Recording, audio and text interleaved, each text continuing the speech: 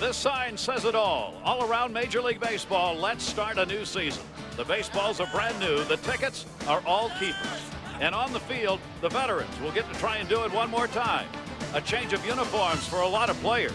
And here in the city of Detroit, a rich and long history of baseball is renewed on a beautiful sunny spring day.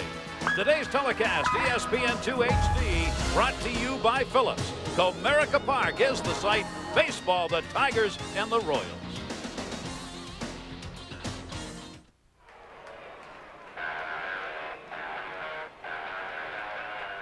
Seasons are defined by moments of success and failure. Moments that bring out the best of each player and ultimately each team. And the World Series is over. After 86 years, the Boston Red Sox are the champions of the baseball world. The long winter provides every team a chance for a fresh start with all the tools for a championship. And with a new season comes a chance to clear the past and protect the future of the game. Some of baseball's biggest stars talking about a subject few have talked about publicly. Now, everyone returns. An equal shot. Everyone is in first place. An opportunity for baseball history To be changed forever.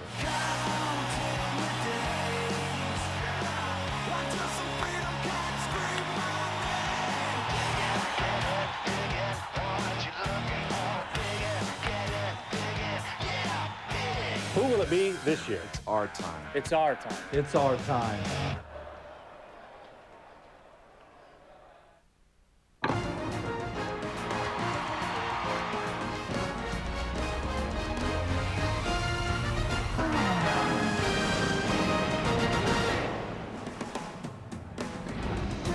Major League Baseball on ESPN2. Welcome to Detroit opening day, presented by Home Depot. We are delighted to have you with us as we get set for another Major League Baseball season. What a beautiful day here in Detroit as the Kansas City Royals take on the Detroit Tigers. This is Game 1.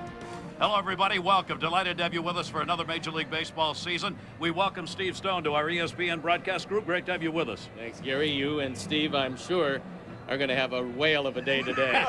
We thank you for bringing along the good weather, I'll tell you that. Steve Phillips, let's take a look first of all, Kansas City Royals.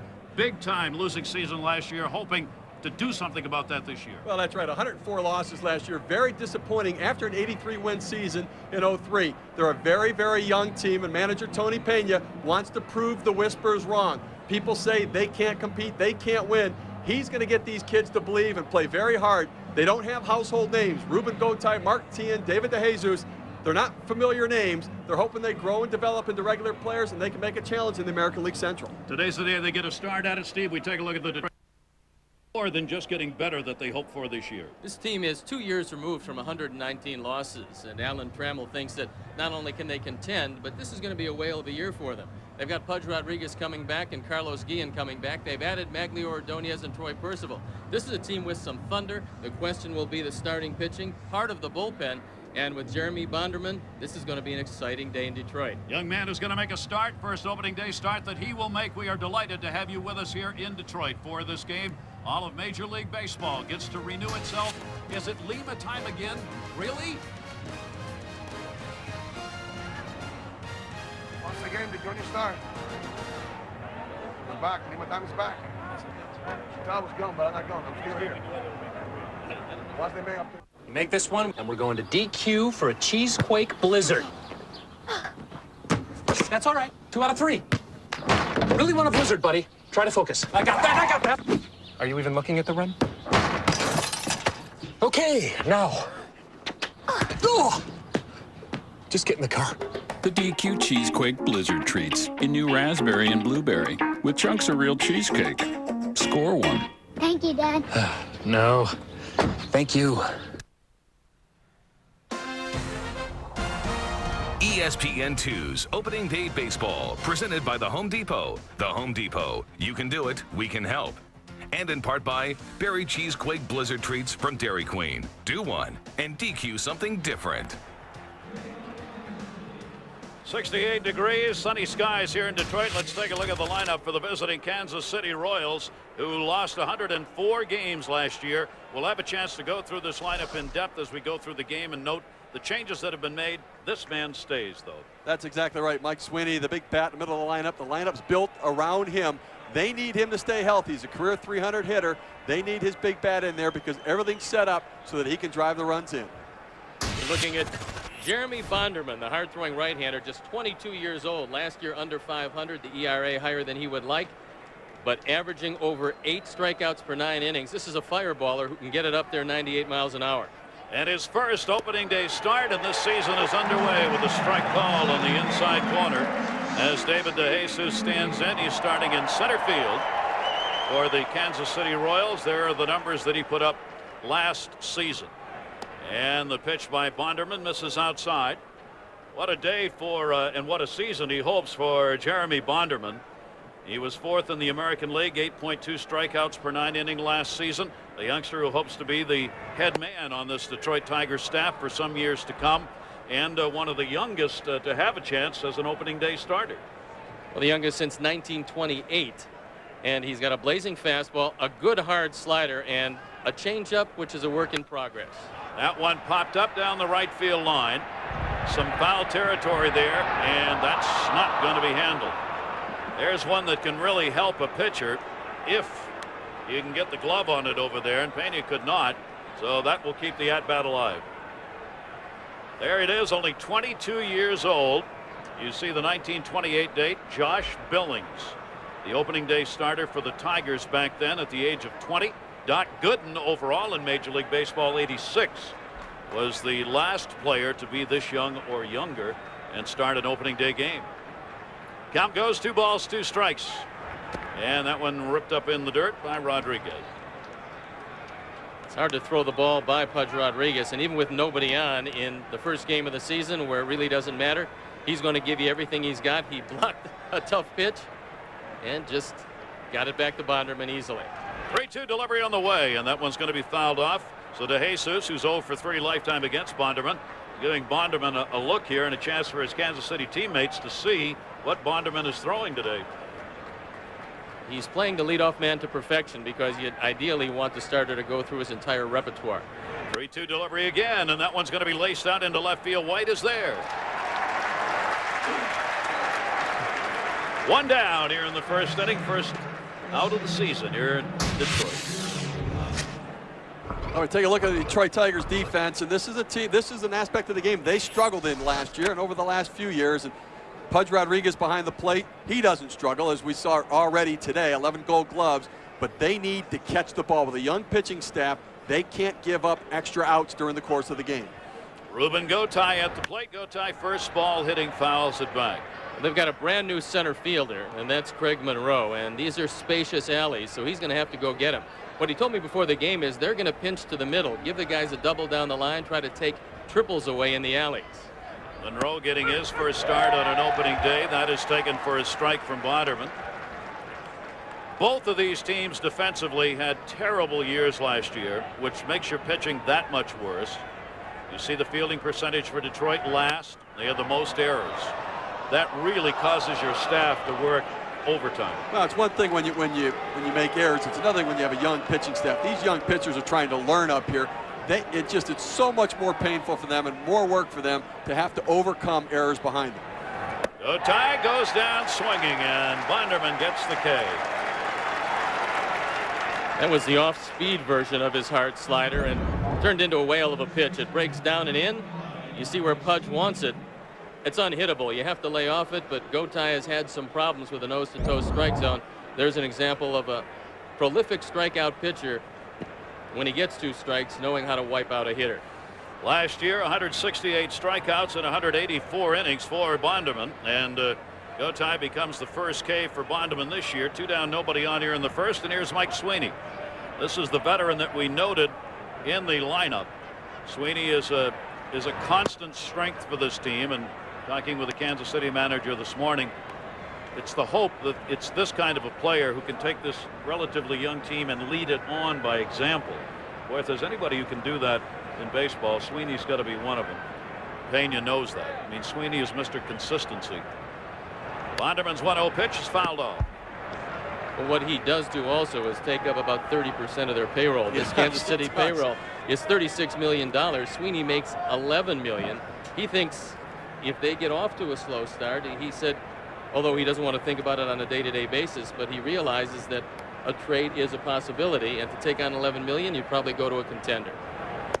He wanted to hold up, could not do it. Randy Marshall, plate umpire, said he went around on it. A 1-ball, 2-strike count. Well, you're putting a team together and you only have $36 million to work with. Awfully tough to give $11 million to one player, even if he is a great hitter. You've got to spread the money around. Sweeney, lifetime, comes into the season a .305 career average. 161 home runs. And he's gone, and Bonderman delights the Detroit crowd. 2 strikeouts and a 1-2-3 inning. Lima time for Kansas City when we come back.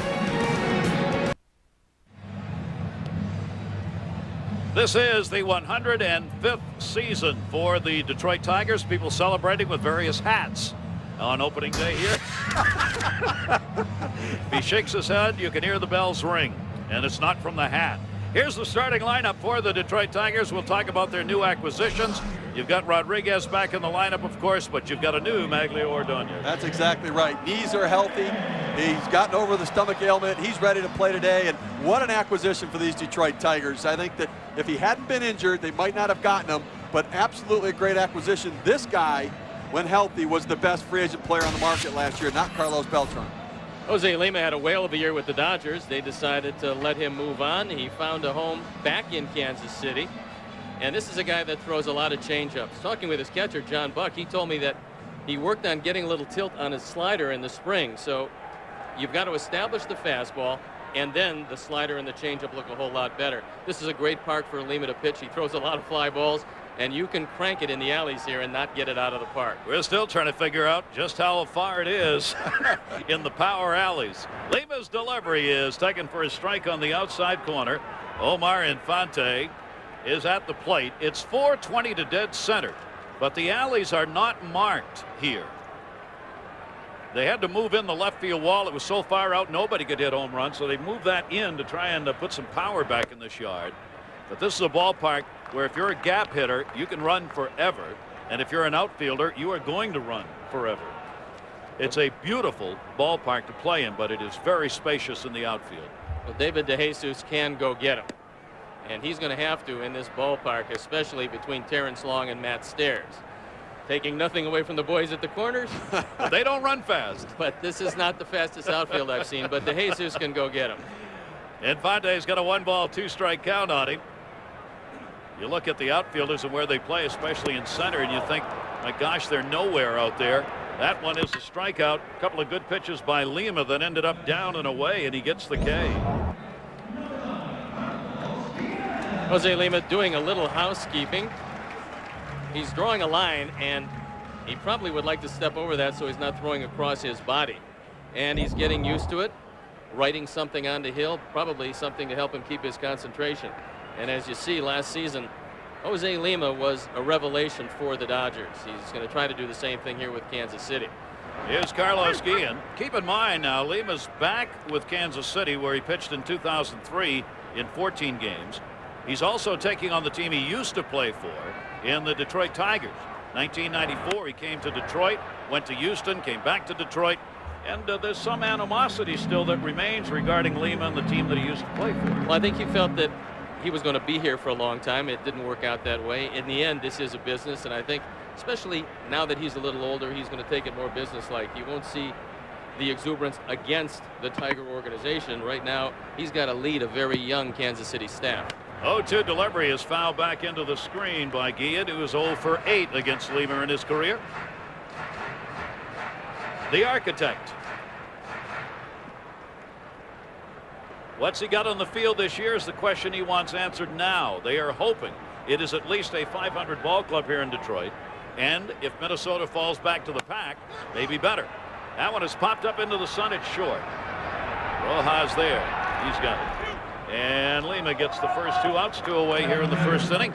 Let's take a look at the Kansas City Royals defensively today. Well, the Royals struggled last year defensively as well, just as the Detroit Tigers did. And they think that Angel Baroa, obviously a lot of errors last year at shortstop, has good range. He just sometimes tries to make too many plays, a little over aggressive. They need him to calm down and let the game come to him. Well, Sweeney at first told me that the two guys on the left side, Tien and Baroa, have cannons for arms, so it's going to be tough to handle him at first base. Rodriguez at the plate. Ladies and gentlemen, if you take a good look, you say, no, that's not Pudge. And you're absolutely right. It's Ivan Rodriguez, but it's not Pudge. No, it's Slim. We're going to call him Slim instead of Pudge from now on. Boy, he took off 20 pounds in the offseason, and it is extremely noticeable. I don't know that I've ever seen a player look so much different from one year to the next as Pudge Rodriguez looks right now. I mean, he really slimmed down. Well, he thinks at this age he can catch more games and be a little quicker if he does lose the weight. He's listed at 210, but he's weighing in the mid-190s, and he said he feels comfortable there, and that's where he intends to stay all year. He is 33 years old now, the perennial Gold Glove winner, 11 of them behind the plate for Rodriguez.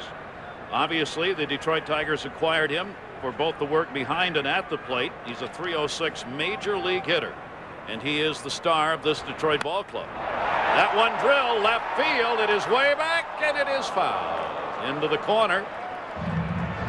Souvenir. He got out ahead of a Lima changeup and just hooked it a little too quickly for the liking of the Detroit fans. But Rodriguez hit that ball hard. From Lima's standpoint, he set him up early with a high tight fastball specifically for that straight change, but he missed with the straight change, and Rodriguez hit it hard but foul. Rodriguez has one home run off Lima. He is 3 for 15 lifetime, and one of those hits being a homer. Reaches for that one, and he's got a base hit down the line. That is a fair ball. Stairs over to get it. And there's the first hit for the Tigers of the 2005 year, and that goes to Rodriguez.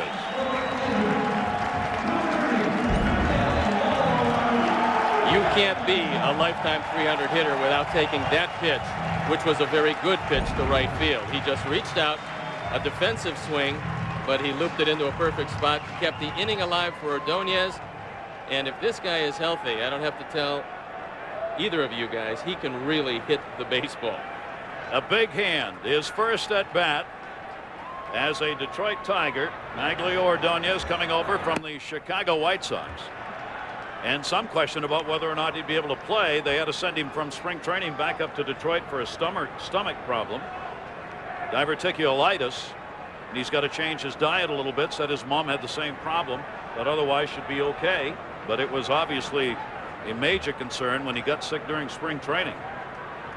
1-0 count. Lima with a runner on at first base, and Maglio Ordonez goes around on that one. 1-1. Well, the Tigers paid him $75 million, and it'll be guaranteed, assuming that that knee doesn't give him problems. Fortunately for Maglio, there was not a diverticulitis clause in the contract, right. so far it's still intact.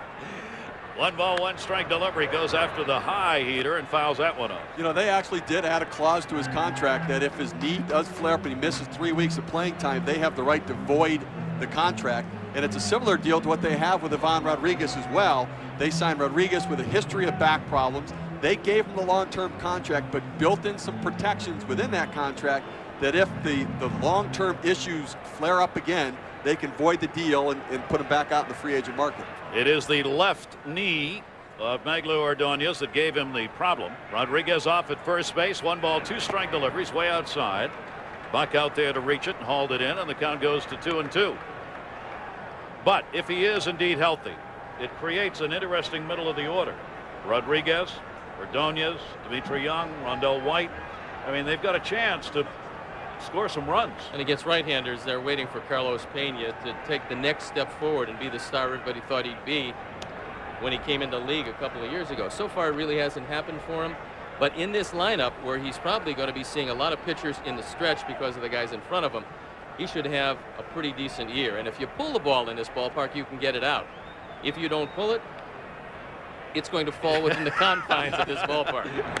2 down, 2-2 count, and Lima making a number of throws over to first base on Rodriguez, who wants a timeout.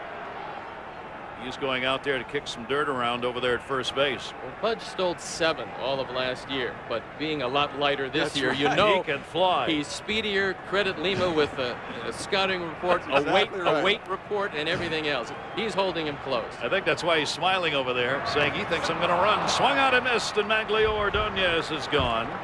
So each pitcher gets a couple of strikeouts in the first inning. No runs in and 1 left on after 1, no score.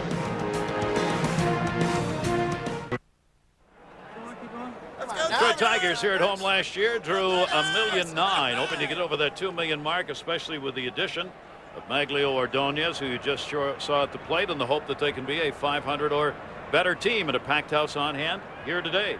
Calvin Pickering is going to be the designated hitter for the Kansas City Royals in today's game. He played at AAA. We played everywhere last year. He was in Omaha and with Kansas City, got in 35 games, designated hitter to start this season. And this guy can hit it a mile. The question is, can he hit it consistently? He's going to strike out an awful lot, but if you get careless with a fastball, he's one of the guys that can reach the alleys here in Detroit. 2-0 delivery on the way from Bonderman to him. Big cut, little topper down the first base side, and it will roll foul. Steve, let me ask you a question about opening day, and as a former general manager, what Dave Dombrowski is going through, because he took a team 2 years removed from 119 losses. He added some very good ball players. He made some big deals. Put a lot of money into this team. What's he feeling right now? Well, I think you look at Dave Dombrowski, the job he's done. One thing he's proven, when he gets a blank slate, he can put a winner together. He did it in Florida with the Marlins there. He had money, and all of a sudden he bought and found the right players. He now is making the Tigers relevant again. And right now, he's just sitting back enjoying getting a chance to see the fruits of his labor play and start to see if it's really going to work. He knows they're not a perfect team. They still have some holes. They're banking on some of these young pitchers. I talked to him earlier. They just want these young pitchers to develop. They think if they do that with the veterans in the pen, they have a chance to win some games. That's 3 strikeouts in a row right there as Bonderman. And you see the big cuts. That's what Steve Stone was talking about. Pickering, if he doesn't hit it, look out. Off-season acquisitions, numerous and big names. Well, there's no question that Mr. Ilitch opened up the purse strings here, and the big ones there are Maglio Ordonez and Troy Percival. And Dombrowski's always had the philosophy that if he wants to have a closer with a young starting staff, he wants a closer that can shut the game down. Matt Stairs delivers a base hit. The left-hander gets the first hit for Kansas City. And Stairs is on. He's another one of the veterans on this team. At the fastball on the outer portion, he takes it right back at Bonderman. That's why it's so important for pitchers to square up on their follow-through, because when the ball comes back, especially to the glove side, you want to knock those down. He wasn't able to do it. Stairs is aboard with the first Kansas City hit. Well, Stairs a veteran hitter too. He sees Bonderman starting everybody off with a fastball to start with. He went up there looking for it and poked it up the middle. Fastball inside as Angel Baroja stands in. Baroja, who's gone 3 for 13 against Bonderman in his career, makes the start at shortstop for the Kansas City Royals. In at third base, Inge a little bit for Detroit. He's about a step in front of the bag here. Pitch is taken inside. Couple of fastballs to Baroja that missed. 2-0. Baroja at 441 this spring. He hit the ball all over, and he hit it pretty hard. They're very happy with the offensive aspect of his game. They'd like to see him pick it up with more consistent defense. All you ask of your shortstop is make the routine play, turn the double play, and that's what they need from him. Tigers looking for a double play here. Boy, that was a hard heater. He never got that one timed and reached for it, fouled it back into the screen, and the count goes to 2 balls and 1 strike. Now, if you marry the third base coach's daughter and you're in the batter's box, are you ever going to miss a sign? You better not. No. Your wife's going to hear about it. Your wife's going to hear about it first, and then you'll hear about it, and it will be worse than hearing it from the coach. And you're going to read a lot of books on the road. Okay. That's the way we open this 2005 season. He's got a library card provided by his father-in-law. Baroja waiting 2-1 delivery, and again inside, and has to take that 3-1. You know, he spoke earlier about Bonderman being so young, getting this opening day start, and talking to Ivan Rodriguez before the game. He said, what are you going to do to get him under control? And he said, I expect him to be very emotional and kind of ramped up with this crowd. He said, I want him to focus on strike 1. If I get him focusing on that, I think we'll get him through each at bat. So far, Bonderman's done a pretty good job with that. Bonderman keeping an eye at first base. A false goal by Stairs last time. Boy, he's staying inside. That one got foul tipped, and Rodriguez held on to it. A 3-ball, 2-strike count. Well, he's got 2 fastballs. The 4-seamer, that was the 2-seamer, and it moved in and down to the right-hander. With his 2-seam fastball, which is still in the low 90s, he's going to get a lot of ground balls if the hitter makes contact. Be a nice time to go there one more time. We'll get the ground ball to the left side or the strikeout. Not a big lead for Stairs. Bonderman went 4 and 6 here at home last year. He actually had a higher ERA here, 5.07, than he did on the road. A bit surprising in this ballpark. Well, he was 21 and he was learning how to pitch in the major leagues instead of the minors. And he got better, as you see, in the last 8 starts. 3-2 runners going. Check swing, foul ball or not? No. Ball 4. They checked down at first base, and he did not go around. Larry Vanover down there helping out. Baroja looked like he actually wanted to swing at that pitch, and maybe because the runner was going. Well, this looked like a hanging slider, and Pudge would have to come across his body. Obviously, the transference, the ball gets away, so no chance to get Matt Stairs. There's the first walk surrendered in the game, and the first chance for an inning. The Kansas City Royals here in the second have 2 on and 1 down. And Terrence Long at the plate, career high 295 average for him. Left-handed hitter takes a strike. Left-handers against Bonderman last year hit 255 with 16 homers. And if you're Angel Baroja at first base, you got to watch Rodriguez. He loves to step behind the left-hand hitter and pick you off as the trailer in a situation like this. RBI chance for Long if he can put one in the outfield somewhere. 0-1 count, 1 down. He reached for that and just got it. Well, you know, with a young pitcher on the mound struggling a little bit, having your catcher be able to do that, to be able to get an out like that for you is unbelievable, to be able to get you out of an inning. The difference in the average, more so in the home runs, as would be expected off Bond. Doubled up the home run count. 24 total on the year against it. Long last year hit only 220 with runners in scoring position. Kansas City needs more than that out of him this year. There's what you were talking about, Steve, the fake throw. Well, he got strike 3 and got Baroja diving back as Pena came in behind him. Good solid fastball on the inside corner. Long couldn't pull the trigger, and Pudge Rodriguez was ready to, but he saw a heads-up base running play by Baroja and didn't make the throw to first base.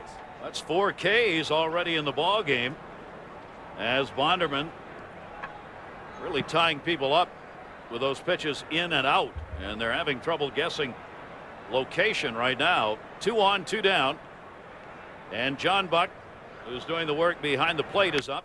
First ball hitting, fouls it back. Buck has somewhat of an inside-out swing, so normally at figure against Bonderman, if he does get a base hit, it'll be to right or right center.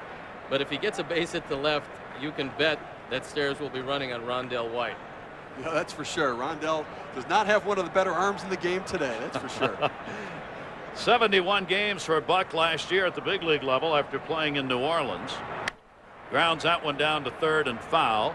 Buck now gets the chance for the opening day start, and a lot of work if he stays healthy behind the plate this year for the Kansas City Royals. He's got a pretty good manager if you're a catcher, because Tony Pena knows everything there is to know about what to do behind the plate. He's helped John Buck quite a bit. He was familiar with him because Buck was at Houston when Tony Pena was there. Tony Pena insisted they get him in the trade that sent Beltran to Houston. 0-2 delivery on the way to him, and he got him. Strikes the side out. That's 5 strikeouts in the first 2 innings for Bonderman. No score. Log on to MLB.com to follow baseball live on the web with MLB.com's real-time stats, game day audio, and MLB.tv. MLB.com, where baseball is always on. Dave Revson in the studio. Quick reminder, our opening day coverage continues. Top of the hour over on ESPN. Pedro Martinez making his Mets debut against the Reds. Gary? And obviously big story there with Martinez getting on the mound. They did what he did, what the Mets had hoped he would do in the spring. He got his work in. He's ready to go, and now we'll see what happens in the regular season with that addition. Here's Dmitry Young, designated hitter, switch hitter. 104 games last year, suffered a broken leg in the second game of the season. That's why he only got 104 games in. The DH role, he provides power both sides of the plate, and he's hit Lima hard, 8 for 23 in his career. Lima brings one inside and misses with it and goes 3-0.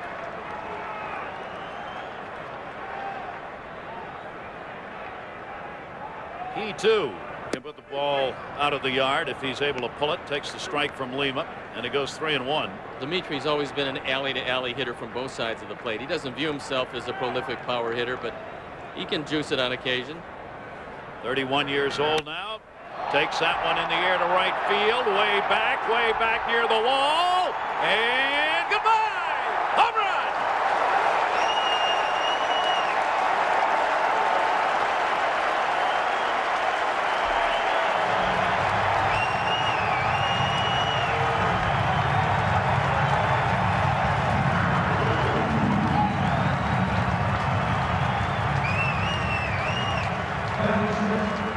He's hitting 1,000 and he leads the league in homers.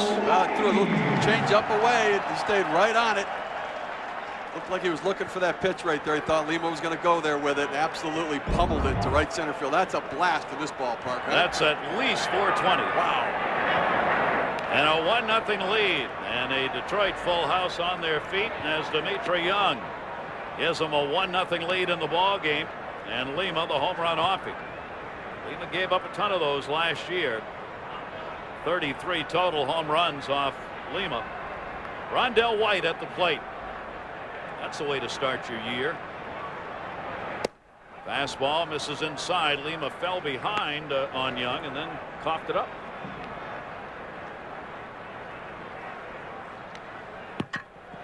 Dmitri Young looks like he could be a Boston Red Sox with that look going, huh? He could be a Red Sox. He could be their designated hitter named Ortiz. That pitch is fouled back. 1 ball, 2 strike count. Talk to him a little bit about his brother Delman Young, who I saw in the Arizona Fall League. That young man is going to be a star. Woo! He can really hit. Yes, he can. Outside, 2 ball, 2 strike count on White. And I'm shocked Lou Piniella didn't fight to have him in the major leagues right now. I mean, with the struggles they have in Tampa Bay, well, now they have an open outfield spot with Alex Sanchez suspended. Maybe Delman Young gets a chance, but Delman Young is going to be the real deal. He can swing the bat. And they need it in Tampa.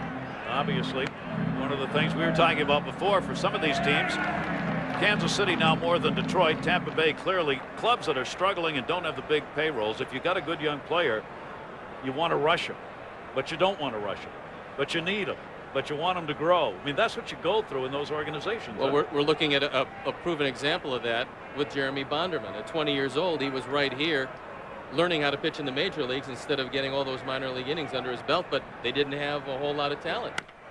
That one is going to be played on the second hop, and the out made. Tian at third base gets Rondell White, and 1 away here in the second. Well, even on that issue, you have Mark Tian, his first game in the major leagues, acquired in a trade last year for Carlos Beltran. He came from the Oakland A's. And he is in the major leagues right now sooner than he should be here. The Kansas City Royals general manager, Allard Baird, acknowledges it. Tony Pena, Bob Schaefer, all the coaches know he probably doesn't belong here right now. But when you have a $36 million payroll and you look at it, do you want to sign some journeyman player, or do you want to let a young player learn how to play at the major league level? You're doing a lot more developing now in the major leagues than you've done ever before. Yep, absolutely have to. That one fouled off by Carlos Pena, left-handed batter with a run in, 1 strike count and 1 down. A little nervous today for some of these first game players. Tell you what, the breathing in the Royals clubhouse, I mean, that to remind these guys to breathe a little bit. That's a base hit out of the reach of Gotay. Carlos Pena delivers a single. Second hit of the inning, 1 on and 1 down. Opening days for players, the memories have to be, you never forget, Steve. First day. Well, I had a couple of starts on opening day. I was 1-1, got a no decision. It was an honor. I wasn't the best pitcher on the team, but I just happened to have a good year the year before. And I'll tell you, it's thrilling. I don't care if you're 22 or 42. Pitching opening day is thrilling because you know you're going to get a packed house. Everybody's going to be enthusiastic, and you don't have a loss on your record yet. You like that. It's got to be, it's a moment. It was really funny watching these youngsters Steve Phillips was talking about downstairs, trying to figure out what to do. I mean, they know the game. Obviously, they wouldn't be here, but it's like, where do I go? Who do I look at? What do I say? I've never seen so many nervous twitches in my life. Towering fly ball to right field. Craig Monroe's fly ball stares there and puts it away. You 2 know, down. You know, the opening day is magical for the fans. The stadiums are sold out. There's something about it. But for players, too, so many times you have injured players in spring training that they shouldn't do it. All they're doing is fighting to get back to be able to be ready to play on opening day because there's something magical about it, even for the players, to get your name called out, to run out to the line, to have 50,000 people cheer for you, and to be in that opening day lineup, it's magical for the players as much as it is for the fans. Got two down here. The run in on the homer by Dimitri Young. Pena still on at first base with a single. And here's the new permanent third baseman, so long as he earns it. Inge will get the starts there this season. He's been a shortstop in his college days. He got moved behind the plate. He's played everywhere in the outfield. And now third base is his role. Well, behind the plate is well taken care of, so he knew that he had to adjust. He can play a lot of different places. This will be his first full season at third. And first step quickness at third is the key. You don't have to be fast, but you'd best have good first step quickness. Knock it down and get the ball over to first base. Lima with that pitch misses outside, 1-1. I actually scouted Brandon Inge when he was at Virginia Commonwealth. Went out, watched him for a couple days in a doubleheader, and I liked him as a player. He was a shortstop, and we actually liked him with the Mets. And sure enough, he got drafted by the Tigers. They listed him as a catcher immediately. Deep to left field, Inge, goodbye, home run.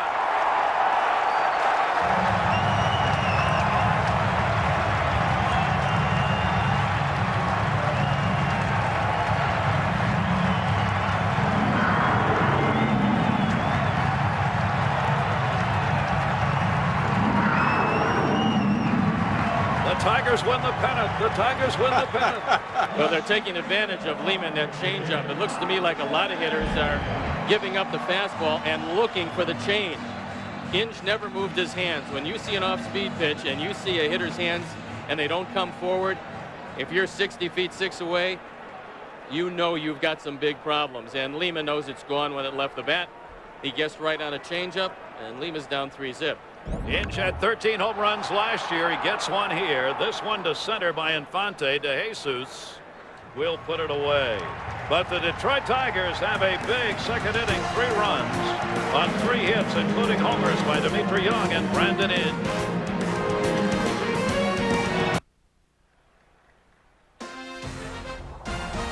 ESPN2's Opening Day Baseball, presented by the Home Depot. Brought to you by Holiday Inn Express, Stay Smart, and Baby Ruth from Nestle, the real deal. And great to have you with us, everybody. Opening day here in Detroit. I'm Gary Thorne, Steve Phillips joining me, and Steve Stone making his ESPN debut. Loving every minute of it. Smiling. It's terrific. It's a beautiful day. Better than we expected it would have been in this city at this time. The day is 68 degrees at game time today, and you see not a cloud, sunny, absolutely beautiful. Very gentle breeze blowing out towards center and right. Tian takes one down the line. Has he got a base hit? No. This is this young man's first major league game. Not just an opening day start, but his first major league game. And he's going to remember this at bat for the rest of his life. And but for about 1 inch, he would have had a 2-base hit. There you see the youngster who comes out of California, Redlands, California. He went to St. Mary's University. He spent 3 years, only 3 years in the minors, where he hit .287 overall, 18 home runs in those years. And now, major league debut today. 0-2 delivery to him. Broken bat pop up going to shallow center field. Not a good jump, but Monroe will get there and put it away. 1 down here in the 3rd inning. You know, Monroe told me that he talked with Jim Edmonds about center field play, and Edmonds told him you don't have to be a speed burner to be effective in center field. You have to read the angle of the bat. Monroe said that he's reading bats better. He thinks it's easier in center than on the corners. He's going to get a lot of work in center field, and this guy looks like he's got a pretty good idea of coverage alley to alley in this park. He does, and you know what? He has good instincts out there, and he can swing the bat. And I tell you, you got an offensive center fielder, you're well ahead of the game. De Jesus, his 2nd time up. He flied out his 1st time up.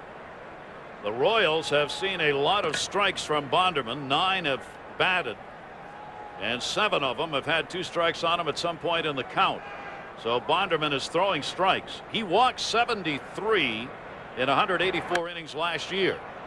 That one to left field. White backing up warning track, and he's got it. De Jesus is retired. 2 down here in the 3rd inning. Lima gave up a couple of home runs and went back to talk to his catcher. Yeah, he's telling John Buck, quit calling him so long. I know this is a big ballpark, but you know, call him about 370 feet. This 420 is starting to get a little old. The catcher's going, you know how to shake your head yes and no. He's saying, when I say I want to throw that changeup, don't let me throw that anymore. Don't let me throw that thing. Go tie up. First ball hitting, fouls it down the left field line. He was a strikeout victim in his first at bat. He is a switch hitter with 2 down and nobody on here in the 3rd inning. Tony Graffinino is going to get a lot of play at second, but Gotai's in there today. Graffinino was hurt this spring, but he's healthy and could play today if necessary. He's kind of lost the job, right? I mean, it's going to be a little platoon. I mean, he was scheduled to be the #1 starter starting spring training. Gotai hit everything in sight in spring training, and that's one of the reasons why he's in there. Inside corner strike, and Bonderman is rocking the Tiger house right now. He's got 6 strikeouts. Sets the side down in order with a 3-0 lead.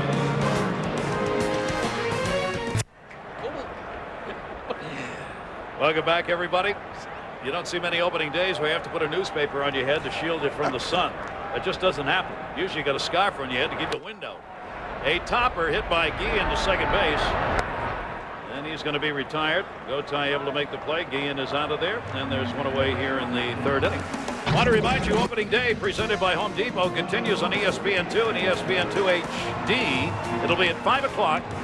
Chicago Cubs, the Arizona Diamondbacks. Zambrano, Vasquez, the scheduled starters.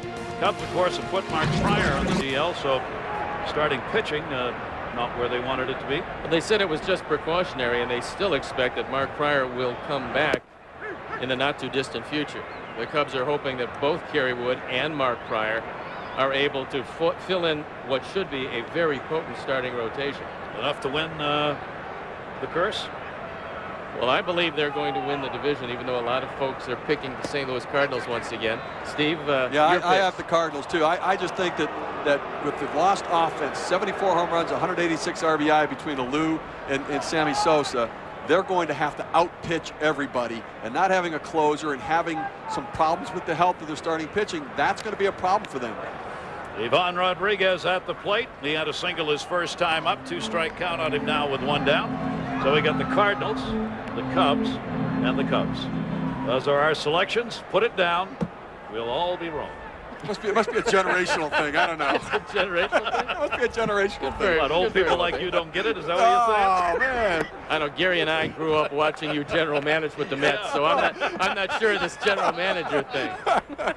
So there. Take that, GM. You're my dad's favorite player, I swear.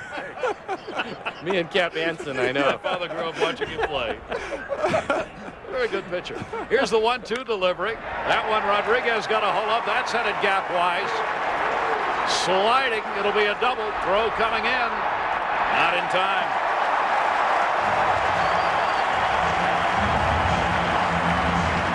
Two for 2 for Ivan Rodriguez. Another changeup, and Rodriguez goes down, and with the shed 20-some pounds, he's able to easily make it into second base. Probably last year, that's a long single. Nice play, by the way, by Terrence Long, getting the ball back in, but just an eyelash late. Good play. If that had gone to the wall, he would have had a triple easily. Long get over there and cut it off on a slide. Double and a single out for Rodriguez. Ordonez. Big cut, fouls it off. Well, you know, you talked earlier, Steve, about Ivan Rodriguez being a 300 hitter. 300 hitters use the entire ballpark. You know, we saw him pull one foul down the line almost for a home run his first at bat. Then with 2 strikes, he popped one down the right field line, and then he gets a pitch and drives it to left center field. Good hitters use the entire field. Lima has now given up 5 hits, 3 runs. 2 of the hits have been home runs. And the Tigers, with 1 down, have another chance here. Ordonez, a strikeout victim, his first time up. Takes that one high and inside, and a 1-ball, 1-strike count. So Maglio's got a chance for his first RBI as a Detroit Tiger if he can pick up the base hit here. And here's another guy that, despite the fact that he is noted as a power hitter, can use the whole field and frequently does. He hit .352 with runners in scoring position last season, consistent with high career numbers as an RBI producer. With the injuries, that kept him down, the number of at-bats down last year, and that's why the RBI is only 27. If you can keep those numbers up and get a full season in, going to There'll be a lot of run production. Off the end of the bat, fouled off. 2-ball, 2-strike count. Well, I know Maglio has said that he felt that the general manager of the White Sox, Kenny Williams, was talking about his injury in more serious terms he felt depress his value. Well, he signed for $75 million. Kenny Williams says that they tried to sign this young man, and Ordonez just decided to hold out and go somewhere else. Kenny Williams loved him as a player. They made him a very generous offer. Apparently not enough of it was guaranteed, but Kenny said, look, it's a business. We went only so far. We couldn't go any further. He says, I love Maglio. I'd love to have him as a member of the Chicago White Sox, but he's a Tiger now. And the Detroit Tigers felt, obviously, this would be somebody who would sell tickets as well as produce on the field for this ball club, and they wanted to make that move to make themselves, hopefully, that 500 or better team. 3-2 delivery, and he just catches that. He's having trouble with that Lima pitch down and away from him. Well, if you don't get Ordonez here, you got big problems, because you've got Dmitry Young in the on-deck circle, and he hit the tar out of the ball last time up, last inning. Young, one of the 2 home runs that's been picked up by Lima. There you see the numbers. He's throwing strikes, but too many of them have been in the sweet spot, and Young got one of those. That one hit in the air to left center field, not deep, long. We'll put that one away, and there are 2 down. Rodriguez has to go back towards second base.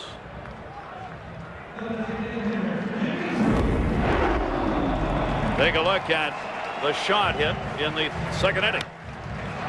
Well, Jose Lima went with a changeup, tried to sink it off the side of the plate. And Dmitry Young was looking for that pitch and absolutely drove it over the right center field wall. And if you're Lima right now, you know your team doesn't have a lot of thunder. You're down 3. I think you want to be real careful with Dmitry Young, with right-handed Rondell White in the on-deck circle and first base open. Because if Young gets a hold of another one, you find yourself 4 or 5 runs down. With the Kansas City Royals' limited thunder, it's hard to come back in this park from that kind of deficit. Lima fell behind 3-0 on Dmitry Young before he got the 3-1 pitch that he drilled for the home run in his first at bat. 1-0 count on him there. Pudge Rodriguez on at second base with a double. Young, as we said, has had good numbers in his career against Lima. Fouls that one back to make it 1-1. Well, Steve, let me ask you. I agree with you right now at this point. Right, you don't want Dmitry Young to get a hit or to hit one over the wall right now. With a right-handed hitter on deck, why don't they just walk him right here? Too early in the game to do that, or why even take a chance of flirting with Young? I feel the same way. I would pitch around him, but obviously Lima thinks he can get him. If he doesn't, he's got huge problems if he's wild in the zone. Now, right now, he hasn't really thrown him a strike. 3 pitches should be 3-0. It's 2-1. From Young's standpoint, he's probably, if he's going to hit the ball at all, he's going to have to go out of the strike zone. He's good enough to do that. Straight away in the outfield on him. 2-1 delivery to Young, and another towering fly ball to right field. Has he done it again? Near the wall, looking up. Goodbye, home run, 2 in the game.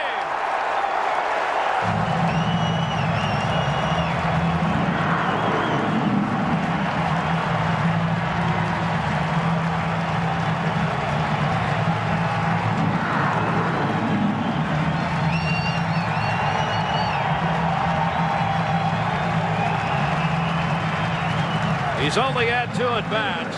He's got 2 homers, 2 runs scored, and 3 RBIs. Well, John Buck shifted to the inside part of the plate. They wanted to come in right here, and they didn't get it in far enough. And Dmitry Young is sitting right on that ball, zoning the inside part of the plate. And we talked about it before the fact. A man with good career numbers against you, and a right-hander coming up. It was a calculated gamble, one that Lima lost, and with it, a 5-0 Tiger lead. 18 home runs in 104 games for Dmitry Young last year. He's already got 2 here in game 1 in his first 2 at-bats. And the Tigers pummeling Lima, 5 runs on 6 hits, 3 of them home runs. Foul tipped into the mitt. Rondell White, who grounded out his first time up. Tony Pena got to be thinking bullpen here, even though we're only in the 3rd inning. They changed the bullpens. They used to be in right field. Now they're in left field. They've added 700 seats. The Tigers think with the kind of ball club they have, they can take advantage of that with some added revenue. With the added revenue, you can buy better players. And Steve, with the added revenue with this Tiger team, it seems like the building blocks are in place. In the next couple of years, is this a team you will have to contend with? I think it is. And I think what I like, getting Percival and Maglio Ordonez, you've now made this a cool place to play. I think that what happens oftentimes is, you know, Detroit, and really even when I was a general manager for the Mets, you're listed as, you're one of the names on the no-trade list. People don't want to come to Detroit. When you get star players willing to say yes, it makes other guys think about it a second time when they're considering where they might go, and you might start to get more talent starting to come in here, because that's what they're going to need. They have some nice young players. They now need to blend some veterans in there. Having an Ordonez on board, having these kind of guys here gets other players to say, I want to play with Pudge Rodriguez as well. And with Troy Percival, one of the problems they had last year, the closing games, they lost a lot of one-run ball games last year. They ended up 12-27 in one-run games. So now you hope you got a star closer. That too will make a difference, and you'll be able to get some of those and take away that 11 straight seasons of under 500 baseball. Down to third. He ends up with it, makes the play, and that will retire Rondell White. But another home run, Dmitry Young, good for 2 more RBIs. Brewers and Pirates, neither team has had a winning season since '92, but hope springs eternal. That's the beauty of opening day. Last year's NL Rookie of the Year, Jason Bay, the RBI single, brings home the newly acquired Matt Lawton. It's now a 1-1 game, Gary. Look at all the sunshine there, too. Welcome back. Tigers have the 5-0 lead. And Bonderman's got to be feeling good. 1 walk, 6 strikeouts. And here in the 4th inning, he starts with 5 runs to work with. Mike Sweeney, a strikeout victim. His first time up, stands in. It will be Sweeney, Pickering, and Stairs due up. Detroit Tigers, a packed house on hand here for this opener today, and they're loving every minute of it. Willie Horton, 15 of his 18 major league seasons played here with the Detroit Tigers, and we are delighted that he has joined us. There you see number 23 out there, and there's a man who got it done at the plate. Willie, it's a delight to see you. How are you? It's nice to be on the show. Hey, you know, it's we were talking about the history of Tiger baseball. This city's got a rich, long tradition, does it not? Well, I go back way beyond myself, you know, and I think about, when I look at the statue, I think about Rocky Colavita. He got me involved with the Tiger organization, a kid 12 years old working at the ballpark, and later on in life, he passed his job down to me, and I'm very proud I wore that uniform. That one's going to be popped up. Center field. Wind blowing it a little bit. That'll take Sweeney out of there, 1 down. Willie, you know all about what the old ballpark was like and how easy it was to hit the ball a home run if you didn't hit it to center field. This ballpark is so spacious. From a hitting standpoint, what does it do to these Tiger hitters, although you'd never know about it by today's 3 home runs? Well, I tell you, you know, I remember when we first came to this park and the fence was a little further back in left field, and we was talking about moving the fences in, and Mr. Illich brought me in and asked me about what do I think. I said, well, I think you're asking the wrong guy. And because I learned to play the game different. I looked at this park, I could use this park because I think it'll make me a better hitter. I'll use the gap. Use the gap to keep you closed, and you hit a ball right, it's going out. That's where I kind of learned to go out and learn my pitching staff and go out and play the game. I heard guys talking about playing outfield, big park.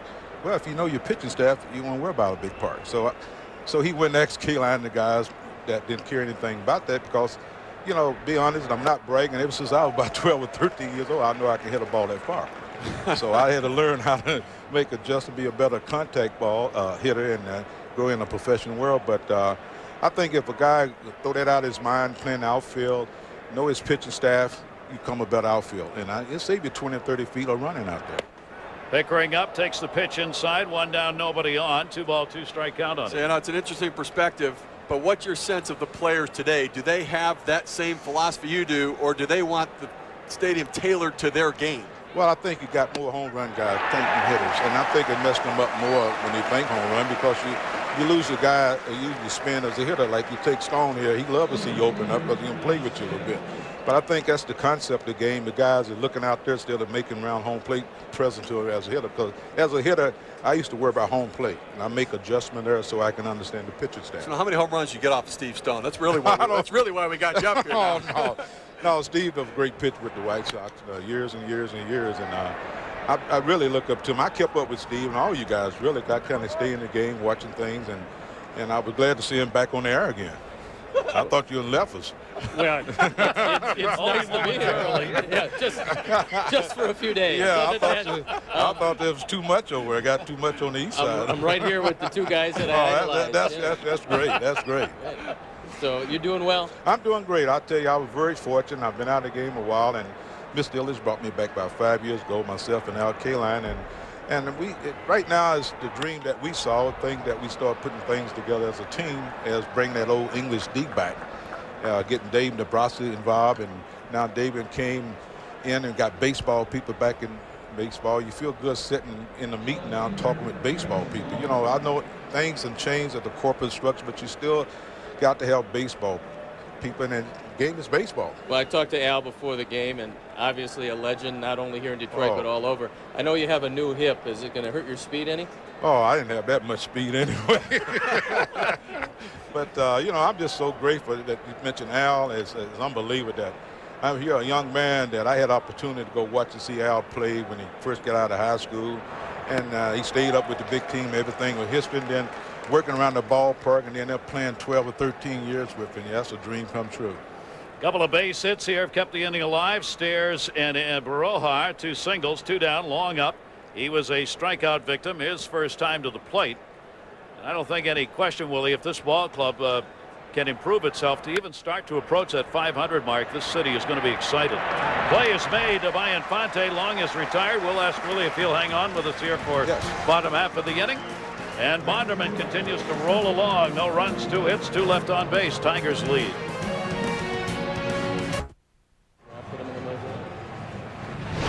Opening day presented by the Home Depot. We are in Detroit.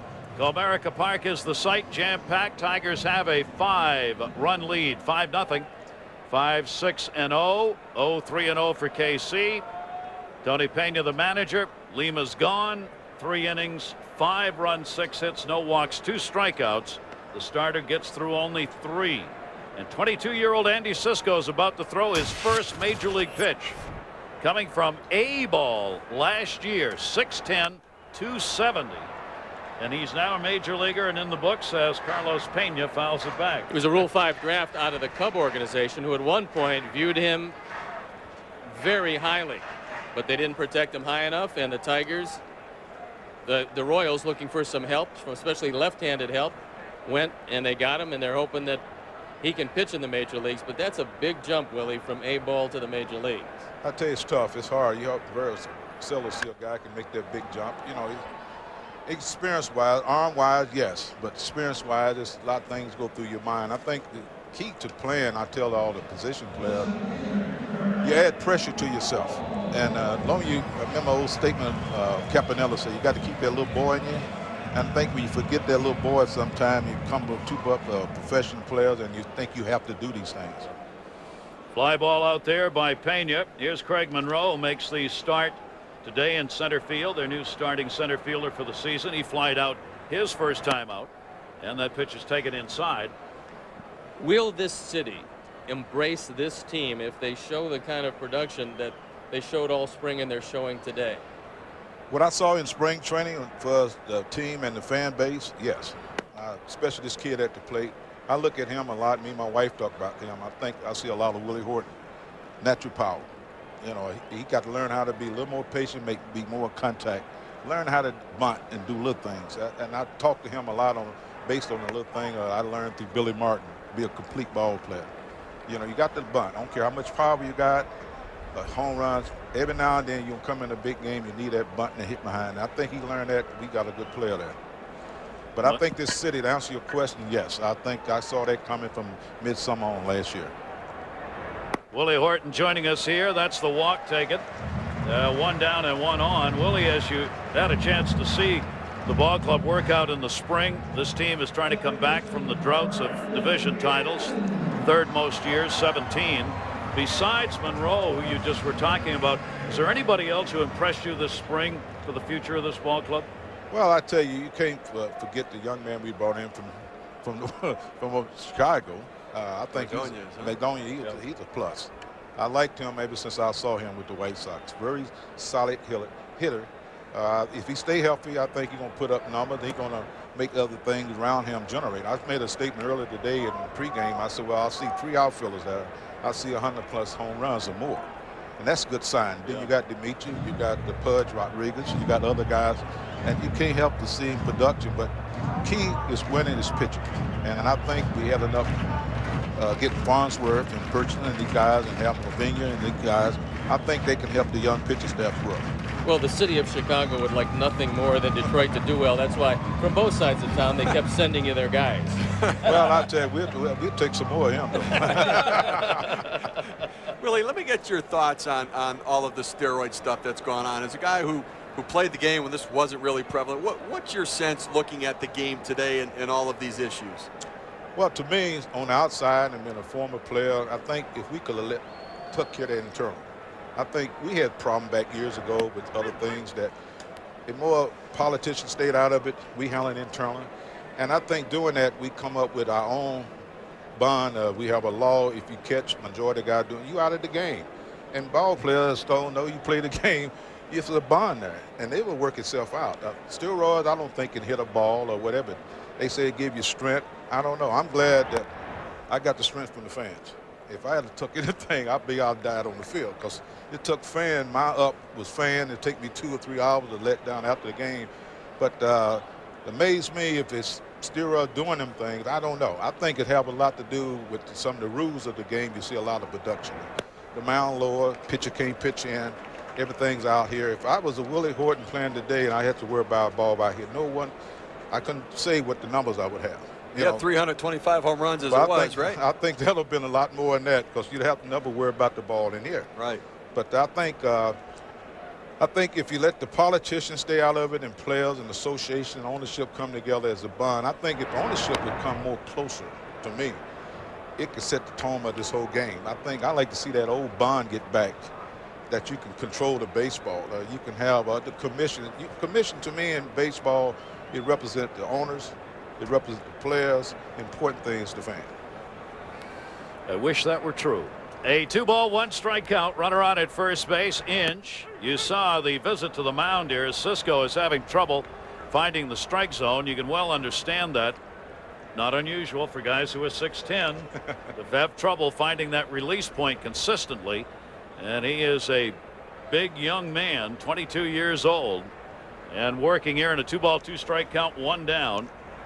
And gets the high strike swing right there and just retired. And there are 2 down. You going to be involved in the All-Star game that's going to be in Detroit this year? Well, I think I'm going to be overbooked. Overbooked. I thought you would be. But I tell you, I'm just very proud to see this city get this All-Star game back. But I think just to see this beautiful park here, Ford Field, and see the people here, I think the city on the way of coming back and for the fan base. But important, I like before I get off here, you know, as baseball player, played many years and in this baseball world, that I think the game and got beyond the fans. We got to get back, reverse it. The game is about people, about the fans, and I think if you think like that, I think as ownership, as people in the game, things will fall in place. But I think we got beyond baseball, the fan. We got to turn it back the way it should be, and if we get that, I think we can get back to a good baseball game and get all the structure of the game back in order where it should be. Willie, I think you're having an impact on that here in Detroit because it seems to be that's what this organization is doing. It's trying to provide that excitement to the fans again, be financially responsible, but at the same time give this fan base something to watch. That one at first base will be handled in foul territory. Infante retired. Willie Horton, great Detroit Tiger, 18-year Major League veteran, joining us. Thank you very much. It's delightful to see you. Thank you. Mets and Reds, the traditional season opener in Cincinnati, has Matsui off Paul Wilson. Second straight year Matsui has gone deep in his first at bat on opening day. Stakes Pedro Martinez to the early lead. Gary? Well, the New York Mets getting some of the power from a little unexpected source. That one's in the center field for a base hit. Buck is on. He'll make the big turn. You always got to do that in this ballpark. And Rowe got it in. You make a big turn because with these alleys the way they are, you never know when that ball may just go skirting on through, and you may be on your way to second or third base. And you bring up a very good point, Gary, because if you hustle and the outfielder bobbles it, you're going to be standing at second. If you take it for granted, just because you're a catcher, it's going to be a single, and he bobbles the ball. You can't regain the momentum. So good job of hustling by John Buck, and they love this guy. And Tony Pena was telling me he will be a star major league. And the 9th man up in the order, Tian.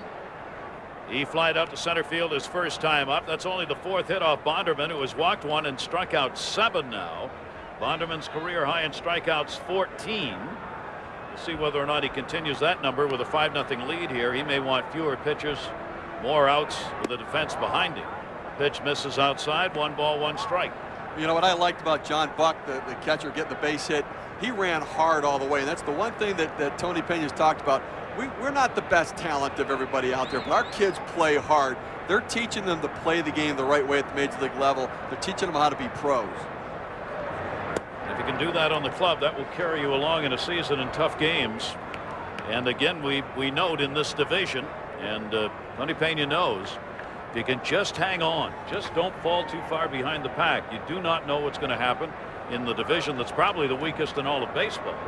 You've got a chance to do something, and a Minnesota team that has dominated it may not be as strong this year as it has been in the past. Well, you have to look at the closer with Minnesota. Joe Nathan had a magnificent year last year, but many times closers have trouble going back to back because of all the abuse. If Nathan has some problems, Minnesota, which ostensibly should have a plus pitching staff, might find that they don't win quite as many games. Nathan was just brilliant.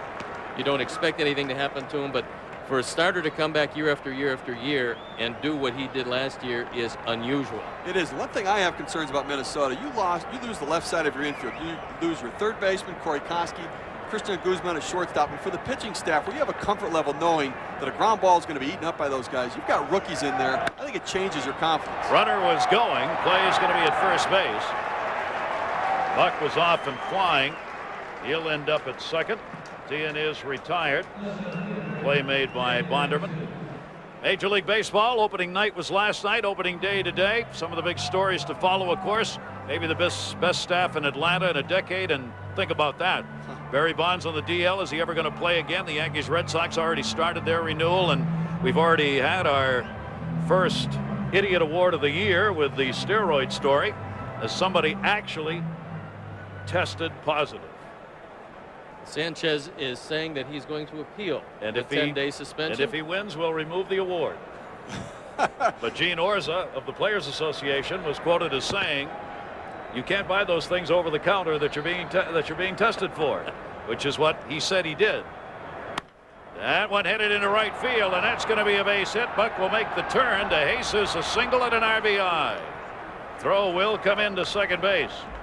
So DeJesus gets the big hit off Bonderman with 1 down, and he'll pick up the run batted in, and Buck will lead the inning off with a single score. Before the game, hitting instructor Jeff Pentland told me that he has to impress upon David DeJesus, not only in this ballpark, but at home in Kansas City, which he said plays big, that you have to keep the ball out of the air. First 2 times up he hit the ball in the air, he was 0 for 2. That time he hit the ball on the ground. He's driven in a run, and he's hitting .333. With his speed, you have to keep the ball on the ground. They'd had Kansas City hits have been coming on the first pitch so far, as Bonderman's been throwing a lot of strikes, all 5 hits in fact, on a first pitch. That one is a strike taken on the inside corner, to the disbelief of Gotay. Turned around and said something to Marsh. Tried to hold up with a swing there, and got the call strike anyway. Runner on at first base, 1 down. Infield double play depth. Inge moves in at third a bit, and that's where it's chopped to short. Ian got 1, and that's going to be it. Nice little flip right there. Infante coming over to make the play at second base, and there are 2 down. So Alex Sanchez, Tampa Bay Devil Rays, the first player suspended under the new drug policy, steroids. He tested positive. Now, under the agreement, you can't say what the drug was that you tested positive for, but they're only testing for 1 drug. That's right. They're only testing for performance enhancement drugs or masking agents. So clearly it was under the steroid testing system. He actually was a Detroit Tiger, was tested in their camp on or about March 7th, and then was released by the Tigers on March 15th, signed with Tampa Bay 2 days ago, and then sure enough he tests positive and suspended. High in the air to left field. Sweeney is out of there. White over there to make the play, and that will do it. Kansas City, though, gets on the board. They get a run on a couple of hits with one left on. Tigers have the 5-1 lead. Want to predict the outcome of the 2005 season? You can log on to MLB.com, play the opening day bracket challenge. 30 teams, one champion. Day one, everybody in contention right now. Guillen leads it off and takes the lefty's pitch for a strike. Guillen ended up 6th in the league in average last year with a .318 mark. Season ending injury, September, right knee problem that he's coming back from for this year.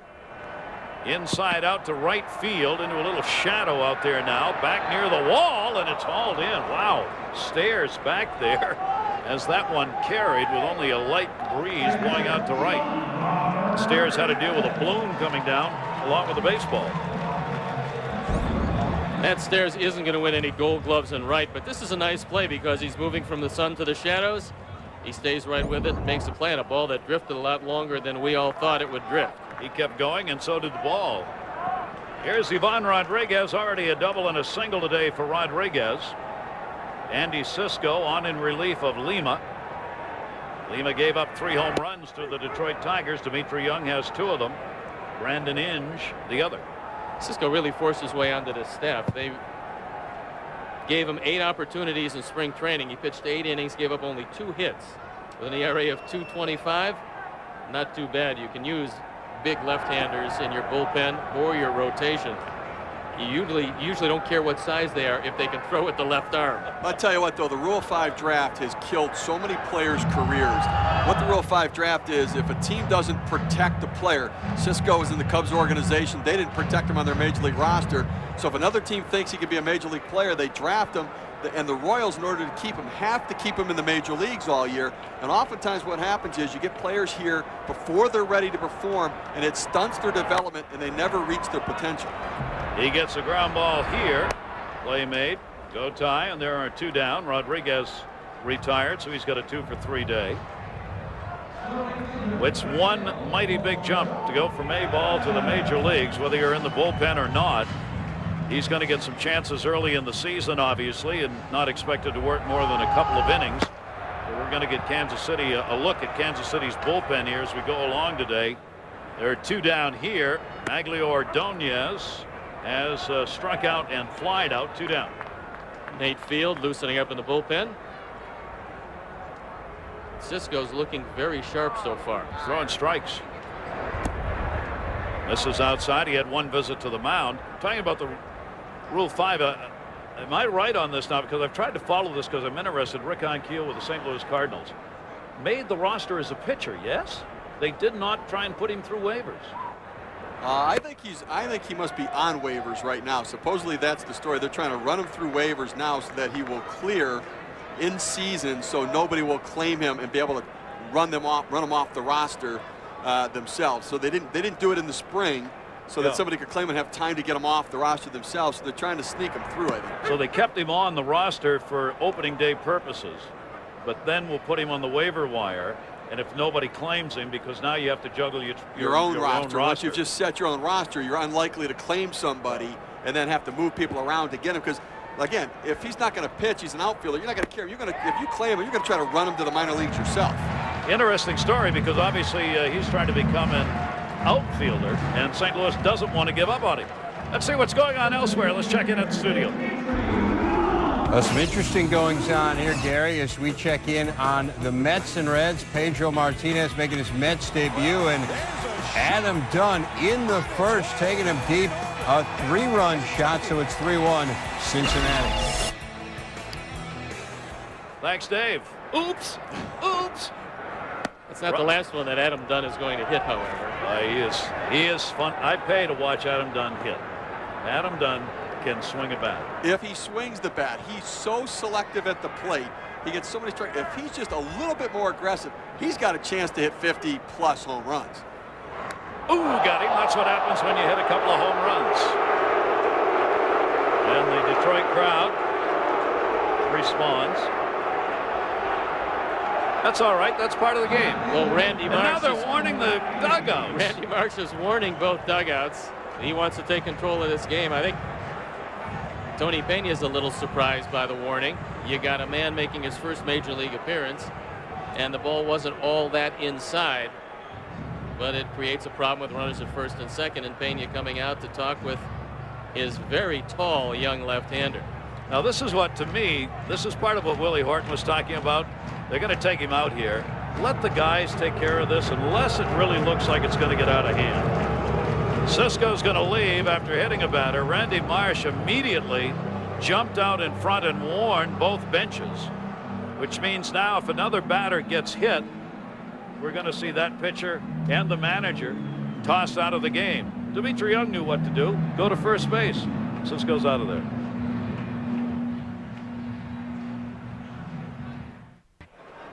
Great way to follow all of Major League Baseball all season long. 2 on. Field throws a strike. Nate Field comes on for Cisco. 5th inning, 2 down. Runners at first and second. He had a great spring. His ERA at 1.13 in 10 ball games. And last year, not a great year, but good enough. And he's got a very good arm. Rondell White faces him first. Throw down to first. Not in time. They thought they had him. Sweeney tried to make it work. The first baseman, as Young went diving back in. Buck says, hey, Rodriguez, watch this.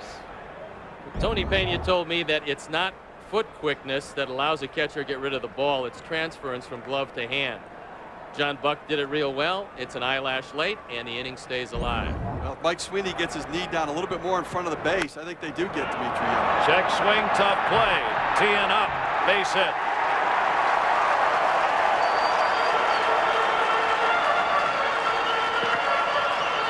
That's how games are made. What could have been the third out at first base is missed by just that much. A little roll at a third that can't be played, and the bases are loaded.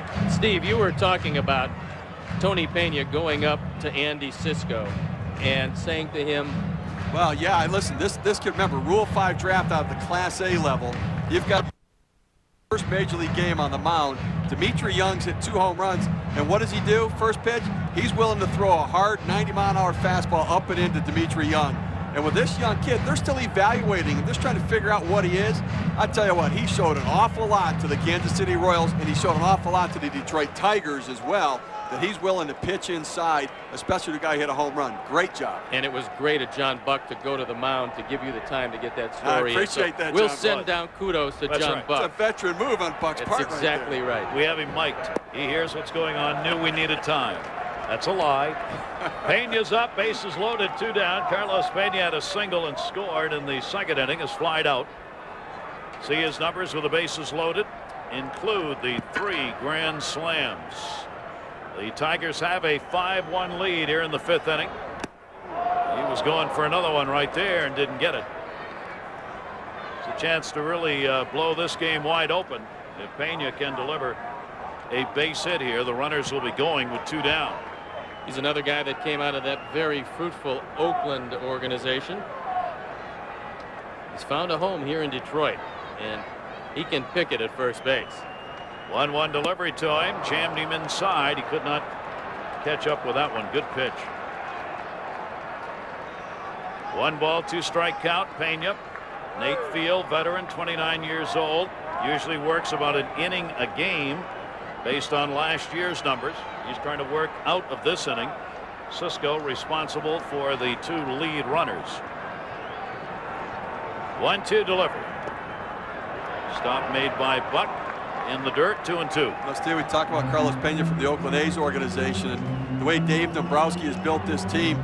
He realized when he came in here that he had some bad contracts. It was going to take some time, so he decided he was going to trade Jeff Weaver, who was really their best pitcher at the time. But in doing so, in a 3-way deal, he brings in Jeremy Bonderman. He gets Carlos Pena and Franklin Hermana, one of the big arms in the bullpen, and he got 3 key players for the future of this organization for one guy who really wasn't going to be a difference maker to get them over the top. Great trade by Dave Dombrowski. And when it's all said and done, that trade is going to go down as one of the best that Dave has made, and maybe one of the best for the Detroit Tigers, because these are all young guys who look to be around for a long time. What we've seen of Bonderman today, he's going to be an exceptional pitcher with a #1 caliber stuff. He'll be pitching opening day in the future as well. Fans on their feet. 3-2 with the bases loaded. And we'll do it again. Fouled off as Pena battles here to pick up some RBIs. Buck wants to go out to have a word with Field now to make sure that they are in the same boat as to what they want to throw here in this 3-2. Well, here's the ball game. You're 4 runs down. It's getting late. If you don't get Pena, you can pretty much phone it in. And so that's why Buck goes to the mound. Yeah, he hit just .235 with runners in scoring position last year, but does have the 3 grand slams. He asked for the timeout as he was not set and Field was. Ordonez, a 2-out walk. Young hit by a pitch. Rondell White, the infield single. Runners go, and it's an RBI on a bases-loaded freebie.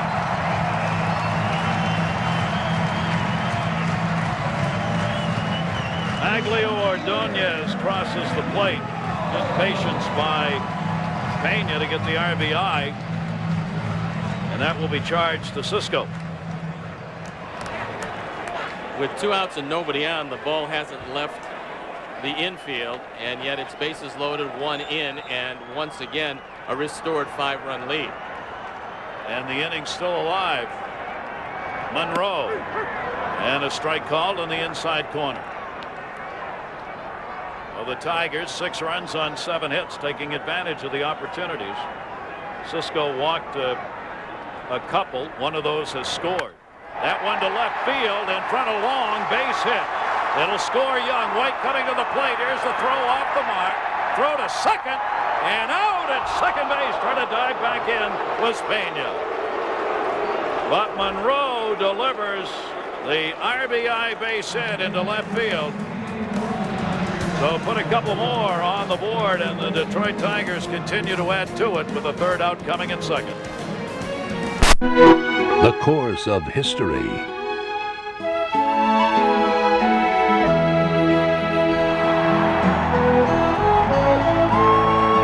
Augusta. The Masters starts Thursday, April 7th, live at 4, only on USA. The Bank of America Colonial, May 16th through the 22nd. Get tickets now at select Bank of America banking centers or online at bankofamericacolonial.com. ESPN2's Opening Day Baseball, presented by the Home Depot. Brought to you by Xerox, helping your business grow in unexpected ways. Opening day here in Detroit. The Tigers with the 8-1 lead. Bonderman on the mound. It's an even bigger lead to work with as Calvin Pickering, the designated hitter, stands in. Matt Stairs and Barojar to follow. 8 runs, 8 hits for the Tigers. Pickering a little chopper as he one-armed that one. Pena there. And there's one away, 6th inning. Bonderman 7 Ks, 1 walk so far. He's done it by changing speeds and using 2 different types of fastballs. He's really had a lot of these Kansas City hitters out on the front foot. They can't keep their hands back, and just when they're starting to look for a breaking ball, he throws that big heater right by him. Bonderman has held the middle of this Kansas City order. Hitters 2, 3, 4 to 0 for 9 with 5 strikeouts today. Matt Stairs is the one who's gotten on base. He has had a couple of singles. Kansas City does not have an extra base hit in this game. So good start for the right-hander, 22 years old, 11 and 13 last year. Stairs is taking here. This is a veteran trying to get on base, and it's a 1-ball, 1-strike count. You know, before the game, as I said, I talked to Ivan Rodriguez about what he wanted out of Bonderman. He wanted first pitch strikes. 18 out of 23 first pitch strikes so far today, which is an outstanding ratio. And the 5 hits he's given up have been on the first pitch. So although it looks like they're starting to guess with him, you only use 1 pitch and on to the next hitter. Right. It's better than using 6 or 7, giving up the base hit and then wearing out well early. Only 1 leadoff man has reached, and that came in the inning that they scored, as you would expect in the 5th inning. He's gotten the leadoff batters out. Bonderman came into the game last year retiring not the 75% mark you want, but only 65% of leadoff batters. 2-2 delivery on the way, foul back. They've got a rejuvenated bullpen here in Detroit. They got Percival to close it down. They've got Urbina, a bona fide closer, as a setup man. They added Kyle Farnsworth, throws 100 miles an hour. This bullpen will be a lot better than it was in years past. Fouls that one off again. Boy, if you've done that in this day and age, we say so often, it does come down to the bullpen, and more it comes down to the middle relief. Well, it does, and I think what the Tigers have done is really what the Dodgers' success was last year. They shortened the game. Tony Pena has to say, if I don't have the lead by the 6th, I'm in trouble, because if they go to Farnsworth and then Urbina and then Percival, I don't have much of a chance. So the Tigers' bullpen is situated very, very well for a young, youthful starting rotation. Matt Gintner, you saw in there, just acquired from the New York Mets to add to that bullpen. Well, Alan Trammell's got some folks to work with in long relief. A 2-ball, 2-strike count on Stairs. 1 down and nobody on. Skips away from that one, and the count goes to 3-2. This is going to be a rare lengthy at bat. This is the 9th pitch coming up to Matt Stairs, who is one of the guys in this lineup, and there's not too many that can hit the ball out of just about any park. Normally a dead pull hitter. He loves to pull the ball, and it'll rocket out of here even today. David DeJesus had one of the longer at bats against Bonderman, and that was the first at bat of the game. Then Bonderman settled it down and has retired people unmercifully quickly for Kansas City's sake. 3-ball, 2-strike count still on Stairs. Outfield is deep. Maglio Ordonez and right is banked up a couple of steps on Stairs. Outside, and he draws a walk. You know, Steve, we saw on that shot from center field that Pudge Rodriguez is looking over in the dugout. You know he's looking at Bob Cluck. Is that one of the recent advancements in the game, that catchers getting a lot of signs from pitching coaches? I tell you, it happens a lot. I mean, when you have Ivan Rodriguez behind the plate, why do you need help from the dugout to call a game? I mean, he knows what he's doing. Let him call the game. I mean, I think Tony La Russa does it a lot in St. Louis. We're going to see it even more with the rookie catcher this year there. All it does is slow the game down, and I think take the pitcher out of a rhythm. I mean, wouldn't it take you out of your rhythm as a pitcher? As a young pitcher, I could see and make a case for it, especially if you have a young catcher. But a veteran catcher, even with a young pitcher, and you look at Rodriguez again, he's looking over at Bob Cluck and seeing if he has any suggestions. 0-1 the count, 1 down, and a grounder. This is going to be tough play. Inge gets it and gets the out. Well, as a former catcher, Inge has a rocket of an arm. He showed real good athletic ability, coming in, charging with the bare hand and throwing in one motion. And he was able to get the out. This is a tough play, and it's a play that pitchers really love to see. That's a tough play, and as a former shortstop, you see he has very good feet to be able to make that play right there. He was a shortstop at college, drafted as a catcher. He said, I was shocked they drafted me as a catcher. They didn't even tell me first. They announced me as a catcher. They tell me afterwards I'm going to be a catcher. But you know what? The way he swings the bat, they find a place for you somewhere in the lineup because you can hit. Great to have that shortstop background, though, and to be able to catch. I mean, you really have now a player who's going to be a regular third baseman. But, boy, if you run into trouble anywhere, you got a guy who can go to virtually any position now, except maybe second base. He plays the outfield, has played all 3 positions. And maybe a lot more valuable in the National League, where you're making a lot of changes, than the American League, where you go a little longer with the pitcher because you don't have to worry about taking him down. That pitch is outside. 2 down, runner on at second base now. Long is struck out and grounded out in the game. 0 for 2 for Terrence Long. And Pudge is looking for something away, but I think he was looking for a fastball, and he battled and stayed with it, made sure it didn't get by him. This is a supremely talented defensive catcher who just happens to be able to hit a bit. Just a little. Way outside. Bonderman missing on that one, 2-1. And Rodriguez gives the settle down sign there. I think even with a big lead, I think we're seeing a young pitcher that is losing a little crispness off all of his pitches. And it'll be interesting with Alan Trammell and Bob Cluck to see how long they're going to go with him. You know, Alan Trammell is thinking about that issue already. 2-1 delivery. That one out into left field. White's going to be there, and that's going to do it. No runs, no hits, 1 walk, leaving a runner on at second base. Bonderman, will he be back? He's got a lead. First, I won. Cool. What prize you win? Well, if you won, you must get a prize, right? Oh, no. Congratulations on your no prize, didn't win nothing victory. Oh, man. Hey, I won a game reel at Blockbuster. Looks like you playing the wrong game, brother. Show him my motto. Play what's under your cap game. 1 in 10 will score cool stuff like a cap with your favorite b-baller's name, game or movie rentals at Blockbuster, music downloads, even ringtones. You're still a winner to me. Really? No. Detroit Tigers at home, and they have the 8-1 lead here on opening day. Opening day sometimes is a big day for players, perhaps none bigger than this. This is Henry Aaron, 31 years ago this day. 31 years ago, Hank Aaron hit a most memorable home run into the bullpen in left field. Hammer and Hank met at home plate, the all-time home run leader, and an opening day shot to get there. Now, of course, with Bonds not playing on the DL to start the year, and an issue of just what's going to happen with Bonds this year, the chase for Ruth and Aaron by Bonds is now on hold. I think Bonds is going to come back a lot earlier than even he talked about when he had that press conference where he looked a bit defeated, and certainly it was a very difficult couple of weeks for him. I think he's going to come back before the end of May, personally. But it gives hope to everybody in the West in the National League with Bonds not there. They added Alou.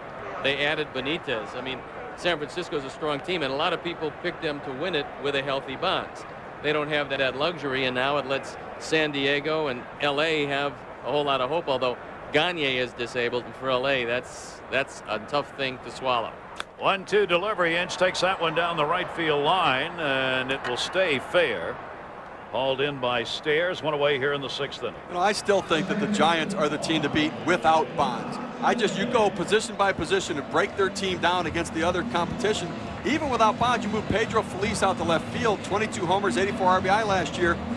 Moises Alou in right field. They're going to have more than enough offense with a veteran lineup, and their pitching matches up well with everybody else in that division. I still think the Giants, if Bonds is out all year, I still pick the Giants to win that division. I don't pick them if he's out all year, but I think one of the things about that, Steve, is that we talked about the weakness of this division. Well, the National League West isn't exactly a real strong division. The Dodgers are an unknown quantity at this point. The Padres, maybe. They haven't proved that they can play well yet. San Francisco, I agree with you, remains a team to beat, but without Bonds, I think that whole division becomes a whole lot more compact. I think it does bring everybody together, but I think that the Dodgers have fallen off. The Padres are an up-and-coming young team, but they really need some guys to bounce back and have bounce-back years. Brian Giles wasn't himself. Klesko wasn't himself. They need some offensive production that there are no guarantees that they're going to get in that ballpark. So I'm not sure that anybody really is going to challenge. The Padres are interesting, but I still think the Giants are the team to beat. Well, the Padres are playing in a park where they have some left-handed power, and Nevin has a right center field stroke, and it's a park made for right-hand hitters. That one goes off the glove for probably a base hit. So Infante gets the benefit as Tian tried to reach it. Baroja probably had a better play. It went off his glove and into the outfield. Took a bad hop at the end, and we'll see how that one is scored officially, and it is scored as a base hit. Well, Infante's on with his first hit, 1 for 4. There are the fielding rankings last year. You can see the struggle Kansas City had in that department along with the Detroit Tigers. Nate Field on the mound gives up the base hit. Now runner on at first base, 1 away. Carlos Guillen, who's gone 0 for 3, stands in. That'll be 5 hits on the board for the Royals and 9 now for the Tigers. Shortstop Guillen trying to add another to that 8-1 lead. He's going to have a base hit into right. Stairs stopping at second base. Infante, 2 on, 1 down. Look how productive that Houston organization was. They were able to trade Carlos Guillen, John Halama, and Freddie Garcia to Seattle to get the big unit, Randy Johnson, who went 10-1 the rest of the way and then left Houston. But very few teams could have put together the package that it took to get Randy Johnson. Houston was able to do it, and Guillen has gone on, although he's coming off his second knee surgery, he's gone on to have quite a career. Well, the Astros had actually cornered the market in Venezuelan talent at that time with Guillen and Freddie Garcia. They had Bobby Abreu as well. Johan Santana was there. Hidalgo. I mean, they really had that niche. Now there's some additional competition there. They don't have it cornered anymore. But for the longest time, the Astros did it, and you see that talent now spread around the major leagues. Ivan Rodriguez, 2 for 3 today, double single and is grounded out, 2 on, 1 down. Everybody in the lineup has a hit except Ordonez, who waits on deck. 0-1 delivery. Reached for that one and did not get it. And an 0-2 count quickly on Rodriguez. Rodriguez started the day with a single, got a double and scored in the 3rd inning. Dimitri Young has 3 RBIs in this game, including 2 home runs. He has been the big producer so far.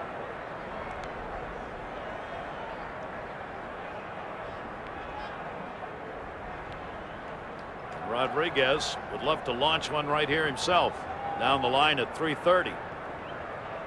0-2 count. And Field comes up high with it. He won't chase. 1-2. Pudge lives in a home with 15 bedrooms and 11 and a half bathrooms. Now, although the half bathroom is a little small, you could have some guests over the house if you live there, wouldn't you think so? 11 and a half bathrooms? You have a bladder issue or what? No, that's how he loses weight. That's how he lost 20 pounds. That's Use a different bathroom every time you go. Exactly right. And then try to find your way back. And try to find your way back. Yes. And by the time that happens, that's how it works. Yeah, during the winter, you lost 20 pounds just going from bathroom to bathroom. It brings his speed into play. I tell you, we get inside stories. This is inside baseball we're talking about here.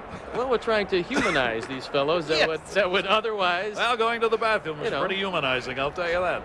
Rodriguez, 1-2 delivery on the way, and he takes that one outside, and it goes to 2-2. At 8-1, I'm ready for you to break into your vaudeville act. At 9-1, I do. 2-ball, 2-strike count on Rodriguez. Field, after getting up on the count here, trying to get Rodriguez to chase. This is the pitch Rodriguez would like to get the hit, and he got one and didn't get it. He is out of there. Field gets the strikeout.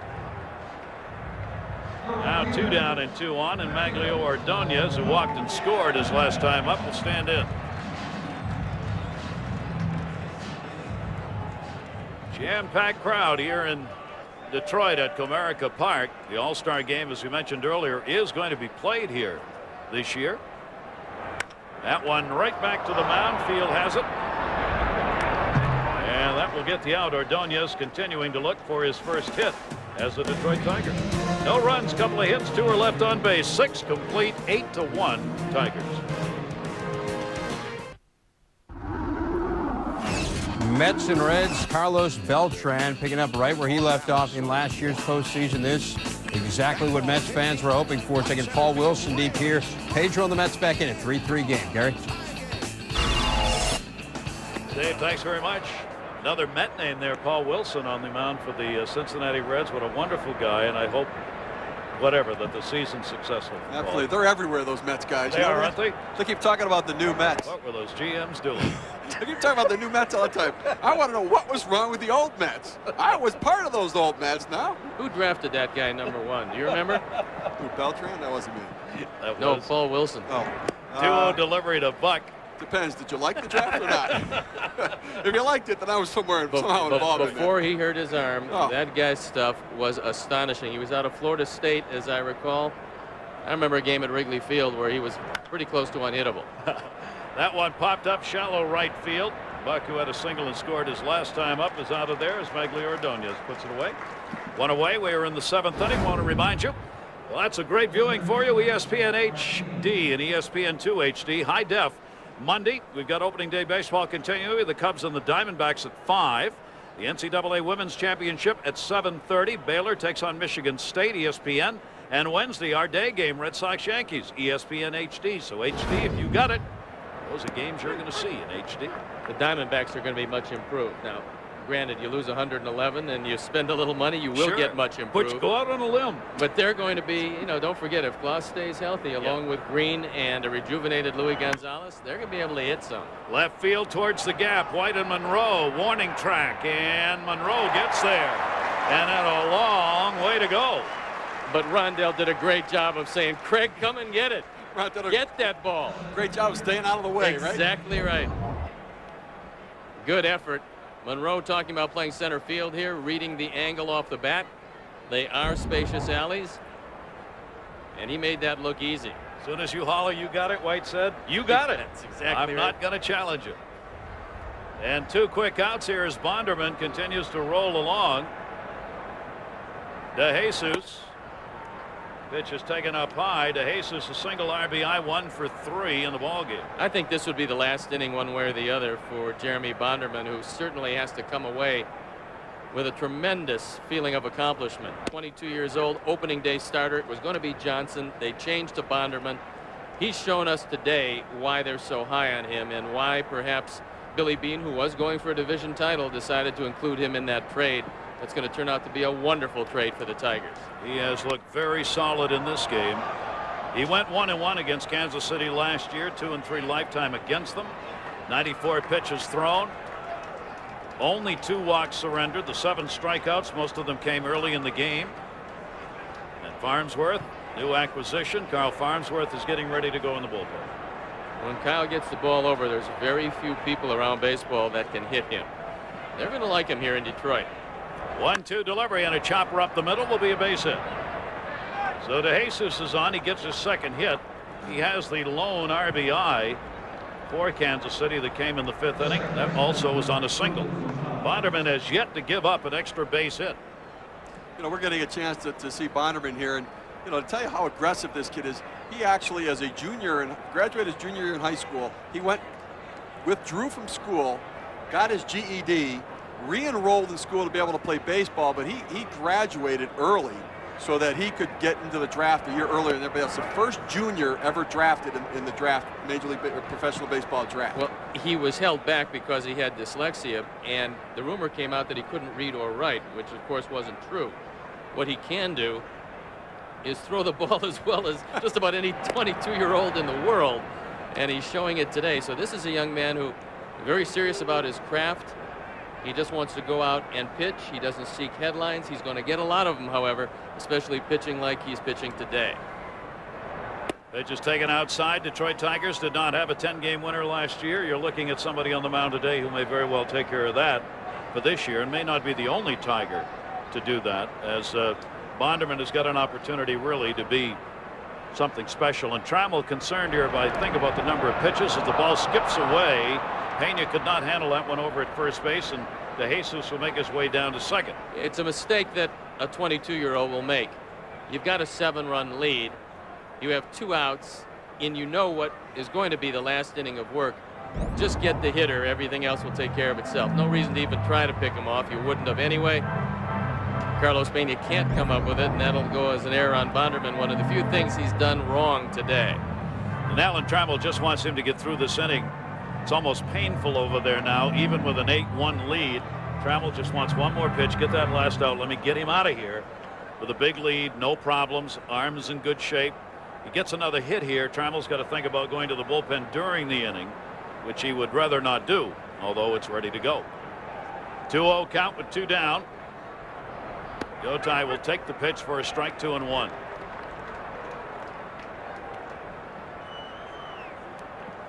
The closer, Troy Percival, the newly acquired 2-year, $12 million deal. 2-2. Well, you have over 300 saves in the major leagues, and there's no doubt that you're immune to pressure. The only question has always been with Troy Percival, will he be able to stay healthy enough, because his arm has taken a lot of abuse. But this guy has overwhelming stuff. The Tigers are hoping he gets a lot of chances to save games. 100 pitches now thrown by Bonderman in this start. Steve, looking for that one final out in the inning. Play manager for me. You don't get Gotay here. You've got Sweeney in the on-deck circle. Do you go get Bonderman? Absolutely. I take him out and I let this 40,000 people stand up and cheer this kid and give him a reward for this effort today and let the bullpen finish it off. He's going to get the great hand when he leaves here if he gets the out as well. Misses that inside. And a 3-ball, 2-strike count. Gotay 0 for 3 today with a couple of strikeouts. Trammell's ready to go to the mound if needed here. He's got one hand on the railing ready to pull himself up. But what a performance for this 22-year-old right-hander in this game with a 2 walks, 7 strikeouts. 3-2 delivery. Down to third. Great stop made. Inch up with the arm. Gets the out. No runs. 1 hit and 1 left on base. 7th inning stretch time in Detroit. Bonderman making his way out, and the fans on their feet.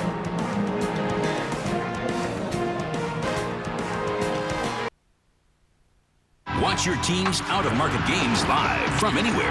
Log on to ESPN.com for MLB.tv. Live Major League Baseball right to your desktop. MLB.tv now on ESPN.com. Sign up today. Want to go? Lots of games, lots of great action to come your way all season long, and that's how you can watch it. Go to MLB.com. Tigers have the 8-1 lead here. Alan Trammell looking for a winning season after a 72-90 year last year. Alan Trammell knows what winning seasons are about with the Detroit Tigers. He and Lou Whitaker, great combination, one of the all-time greats in the infield.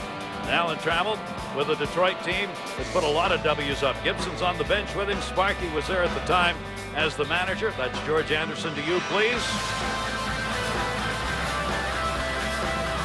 And when final outs came, you usually ended up with a big W on top. The 84 world champions, Trammell leading the charge. And Alan Trammell had a start to a year to be remembered, as well as the finish that season with Detroit. In 1984, 35-5, that team began. Well, conventional wisdom has always said that you can't win the pennant in April or early May. And that 84 Tiger team put an end to that theory, because that's essentially what they did.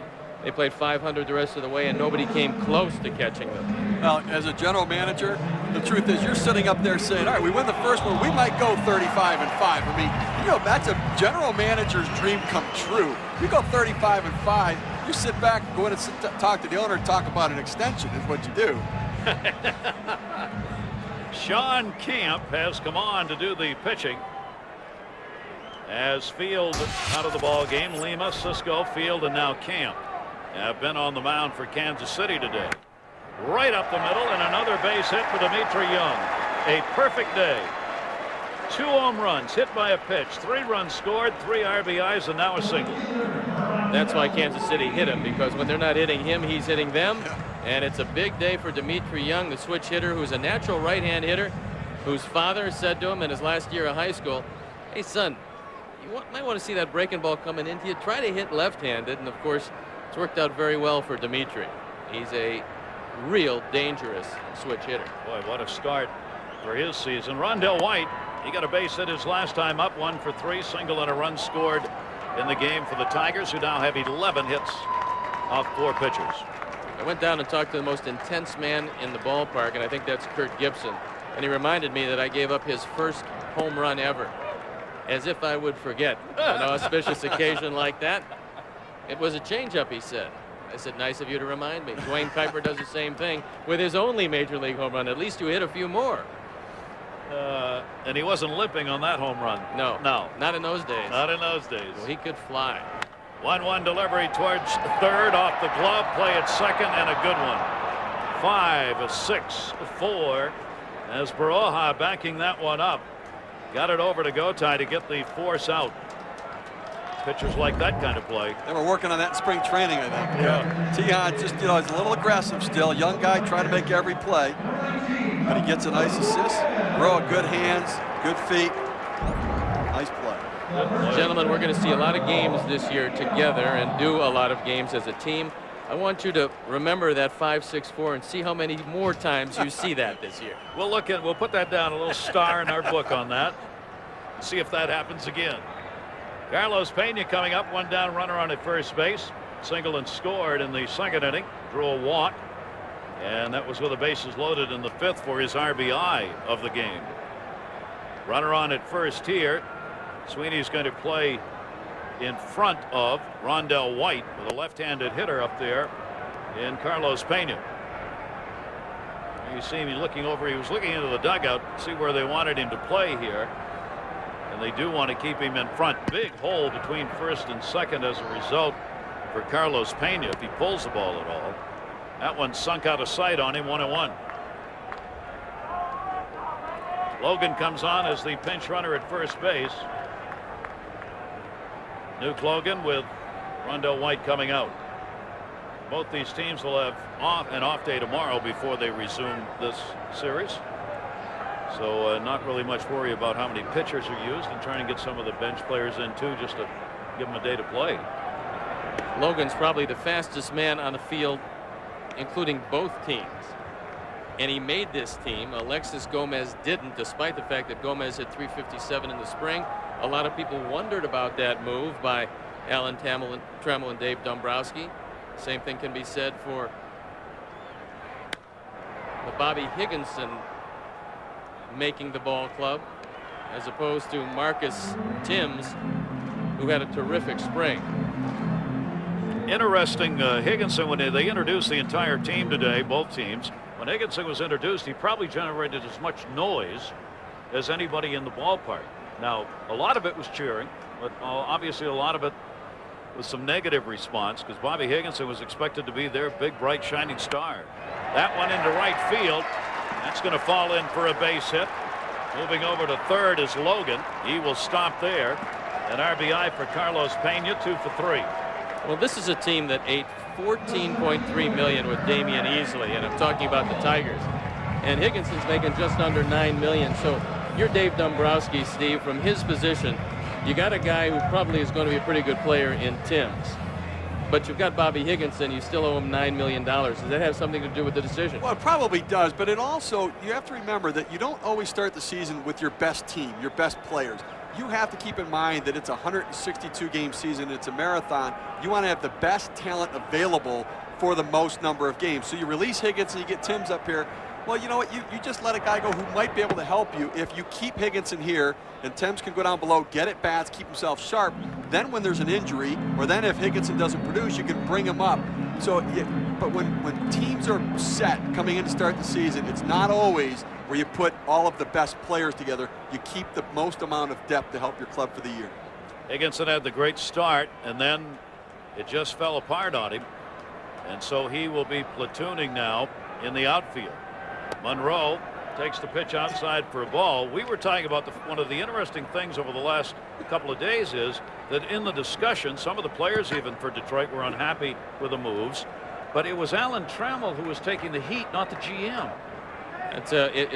Was an interesting scenario watching the articles, and the most vocal of the folks who felt it was an injustice is the man you're looking at, Dimitri Young.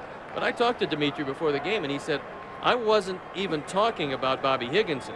I was talking about the fact that Timms is going to be a terrific player, and I thought he played his way onto the team. It's a business. It becomes a numbers game, and what Trammell said was he thinks that Higginson early in the season can help him. That one at third, knocked down. Runner at third stays. Got the play at first, and not in time. Break-in day for T in his first major league game.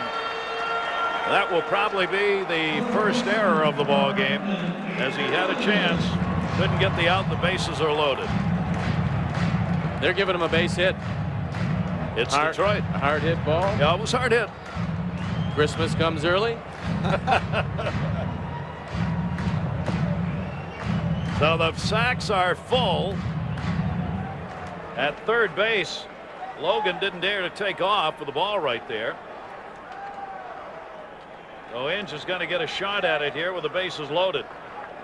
He had a home run in the second inning, 1 for 3, a struikeout fly out. Well, Santa left, and they just changed the ruling to E5. Fair. That's fair. I mean, it was a tough play. It could have gone either way. That one to short, backing up. Baroja got one, doesn't get two, and that backup cost him. He got caught in the middle. Logan will score. They get the out at second base, but not the double play they needed. Well, the rule is short. You don't back up on the ball, but you let the ball play you. Right there, Barreau let the ball play him instead of playing the ball. And then when you do that, it eats you up. He was fortunate enough to at least get an out on it, but that's the problem the Royals have had defensively. And boy, what a toll it takes on your young pitching staff to have to keep going. You know, they figure, hey, I just need to get a ground ball. He gets it, and he doesn't get the double play, and he has to keep pitching. That'll be a fielder's choice. Infante will be credited, Inge rather credited with the RBI as Infante stands in. So RBIs piling up for everybody up and down this lineup. They have gotten it done here today. Infante's taken a 1 for 4 with a single in the 6th inning. 3 RBIs for Inge on the day, including his 2-run homer. He's on at first base. Runners at first and third. Pena's on at third base. There are now 2 down. one of those plays where nobody gets an error, and yet the pitcher is the one, as you said, Steve Phillips, who takes the brunt of it. He should have been out of this thing a couple batters ago. He isn't. Now we'll get a discussion here as to where they're going to go. Yeah, I think Guy Hansen is coming out, and he's going to talk to Camp and say, look, you should be well out of the inning and sitting on the bench. You're not. Keep your concentration and get out of the inning and limit the damage, because he's thrown ground balls. They just haven't made the play. There was a one-time closer on this team, McDougal, who throws awfully hard. He's lost that closer role, but a lot of people figure before too long he's going to regain it for the Kansas City Royals. 2-0 count. Runners off first and third. Infante takes it up high, and the count goes to 3-0 as Camp struggling here in the inning. A couple of hits, an error, and he did call it a strike. 2-1. He gets the call from Randy Marsh on the inside corner. Tigers now have upped it to a 9-1 lead. A dozen hits in the game for Detroit. That'll be fouled off, and it'll go to 2-2. Juan Samuel can still play as he played the ground ball at third base. You know, we're talking, go back to the issue where Dimitri Young was upset that Marcus Thames was sent down. You can understand from a player's perspective why they're upset, because they get conflicting messages from the organization. The club says, go out, play hard, perform, and win a job. Well, when a guy does that and then he gets sent down to the minor leagues, it becomes confusing for everybody, because the players look at it and say, well, look, we did exactly what you said and we didn't get the result. What is it that you want us to do? As Alan Trammell said, go down and prove me wrong. And that's what he's going to try and do. Strikeout, Camp gets it there, but another run in on a couple of hits and an error. 2 left on base. 9-1 Tigers. All right, kids, today we're going to rob a home run, and this is how it's done. Major League Baseball Charities is a proud partner of Boys and Girls Clubs of America. Come on, you got to rob back. You guys want to know about the Rally Cab? Make a big W. This is an important part of baseball. Through programs like RBI and Rookie League, they bring baseball and softball to kids around the world. Ooh, you're supposed to jump. Together, they create a positive place for kids. Come on, come on, come on, come on. Oh! ESPN2's Opening Day Baseball, presented by the Home Depot. The Home Depot. You can do it. We can help. Well, the Tigers roared today. A 9-1 lead for the Tigers, opening their 105th season. They are at home, and their fans have loved it, as the Kansas City Royals have been doubled up on hits and more than that in the run department. Urbina's come on to do the pitching. Logan's playing center field. That one deep to right field. Sweeney, and hauled in. Bagley Ordonez will have to get used to the well out there where he caught that one. Sweeney retired 0 for 4 for Sweeney today. There's a look at Uguet Urbina, longtime closer. Held his breath on that last fly ball. As soon as it moved from the Detroit Sports Report to the Bell Tire little outcropping, he knew it was going to stay in the park. A sign. It was a sign, not from above, but actually parallel with where he was looking.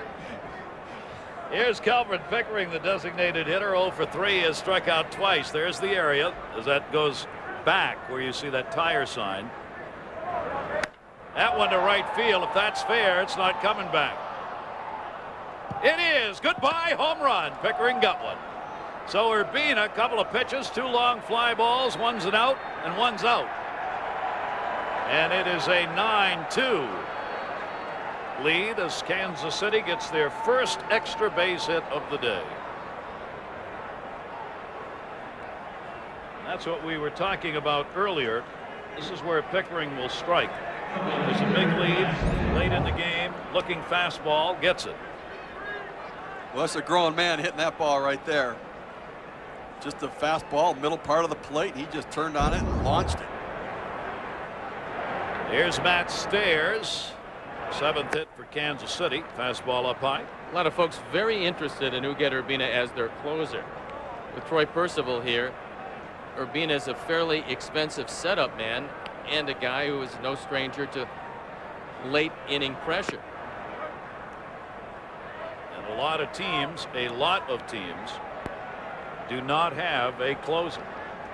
That there's a lot of clubs looking around. A lot of them are going to wait for a while to see how their teams start to see whether or not they're willing to make that kind of a move. And I think you're right, Steve. Urbina's name is going to be much talked about here through the first half of the year. Well, I think for a lot of teams that get off to a decent start that are going with bullpen by committee, or maybe their closer is hurt and out for some time, I think they're going to come to Detroit for Urbina, and I think Dombrowski would move it. Urbina follow through on that one, bounced it. 3-ball, 1-strike count. Matt Stairs up, 2 singles and a walk today. Biggest crowd here at the ballpark since it opened in 2000. 44,105 at Comerica. Well, you couldn't have ordered a more beautiful day. It was 70 degrees at game time. In fact, it's 70 degrees right now. Lots of sunshine. Big heater, swung on and missed. 3-2. And the Tigers' victory here should mean that come the day after tomorrow, there'll be another decent crowd on a day that usually is a real struggle, which is day 2 of the season. But they may have some walk-up after this performance of fans who just want to see what's going on, even if it is just game 2. That one towards second base, handled easily by Infante.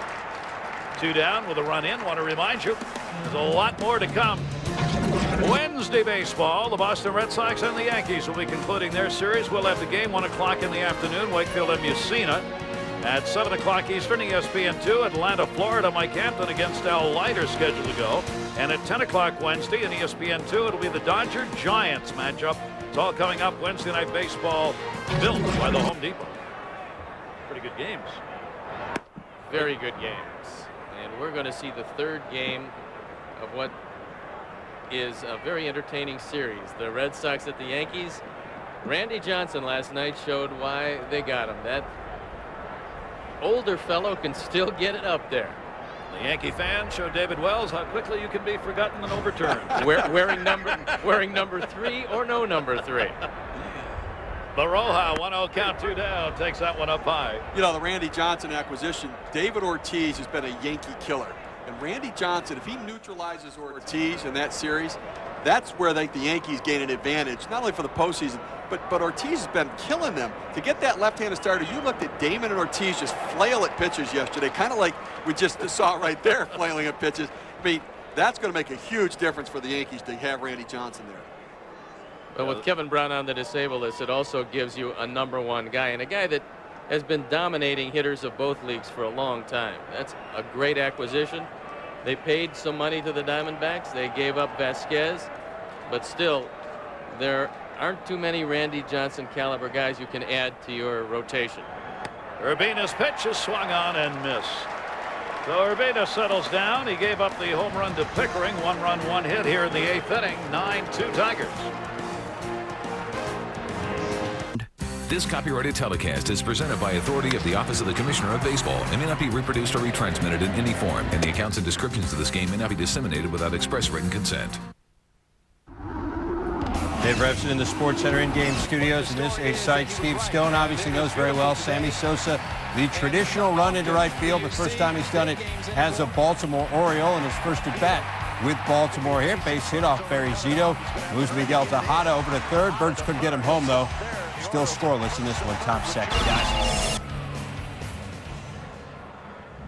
We were talking about faces in different uniforms. There's one of the most pronounced changes in the majors. I think Sammy's going to have a big year because he's always responded to challenges, and it was a very tough year for him in Chicago last year. Some guys would be happy with 35 and 80 and the power numbers. It was a down year for Sammy. He's going to like hitting in Baltimore. That's a very hitter-friendly ballpark, and he's in the middle of a very strong offensive lineup. Mike McDougall has come on to do the pitching. 28-year-old right-hander as we go to the bottom half of the 8th inning. Carlos Guillen leading it off, 1 for 4 today with a single. Rodriguez and Ordonez are due up. 9 runs, 12 hits for the Tigers. 1 error. Royals 2-7-1 on this opening day. And just missed with that one outside and a 2-0 count. The Tigers are 48-55-1. They had 1 tie in openers in their 105-year history. The 105th year beginning today. Kansas City actually won 11 of the 19 against Detroit last year. Fouled off down the line, and it'll be 2-1. McDougall, a hard-throwing right-hander, born in Las Vegas.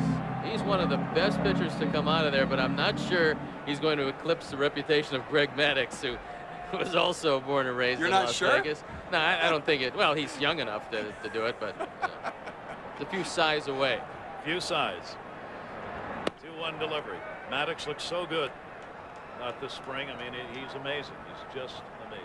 17 straight years at winning at least 15 or more games. First ballot guaranteed Hall of Famer, and still a guy that can go out there and win a lot of games for you. And he doesn't say anything and never complains about anything. 3-1 delivery, and he walked him. So McDougal comes on and surrenders just the third walk by the 5 combined Kansas City pitchers in this game. Ian is on. We are delighted to have you with us here in Detroit. Opening day presented by Home Depot. And the Detroit Tigers are making it a home delight with that 9-2 lead here in the bottom half of the 8th inning. And their big 44,000 have had a lot to cheer about here today. Steve, do you assemble a team for your ballpark, or do you assemble a team on what's available when it's your draft pick? That's a good question. I mean, I guess I always assembled, just try to put the best talent together that I could to succeed in any ballpark. Ivan Rodriguez to center to Jesus. One down. You know, you just really have to find the best talent. I mean, you know, Shea Stadium for us was a pitcher's park, but yet, you know, you still needed power and to be able to produce and score enough runs. So I think you have to look at your lineup, put the offense together that you want to be productive. Understand you're going to need power, whether power in your ballpark means a home run or whether it means a double off the wall. You're going to have power in the lineup, and you need pitchers to keep it in the park. So I think it was less about your stadium and more about putting talent together. Ordonez looking for his first hit. Fouls that one back. Dave Dombrowski put together a winner in '97 with the Florida Marlins, and everybody I talked to said a late season acquisition of Darren Daulton was the one thing that turned his entire season around. They made it as a wild card team. They might not have made it without Daulton, and so GMs are busy in these days from as soon as the season ends to the next season when it ends. 365 days a year. It never ends. Hey, 162 games and then the work starts. It's the way it really is. I mean, it's like, who wants that job? And if you're in contention, it really starts even earlier than that, because if you've got a ball club in contention, now you're going, what do I do to get there? No, listen, it is so painful. And I mean, I'll tell you, give you an example. Opening day in New York, first game of the season, we had a $75 million payroll, and we lost opening day. The headlines the next day in the paper, $75 million bust. I mean, so then, and I'm like, oh, great. So then talk radio, you turn it on, and what they say is a fan calls in and says, I see a trend starting to form here. I'm thinking, we only played one game. What is the trend? And the host of the show says, yeah, you know, I see that trend too. It is such a tough place in New York, and these jobs, who wants them? Do I taste rabbit ears here somewhere? Popped up to second base and taken Gotte's got it. So you really miss the GM position. Oh, you know what? I'll just tell you, you knew not to listen to talk radio. You knew, because it would just eat you up if you did. I'll tell you what, this is a lot more fun because I could be a GM for 30 teams.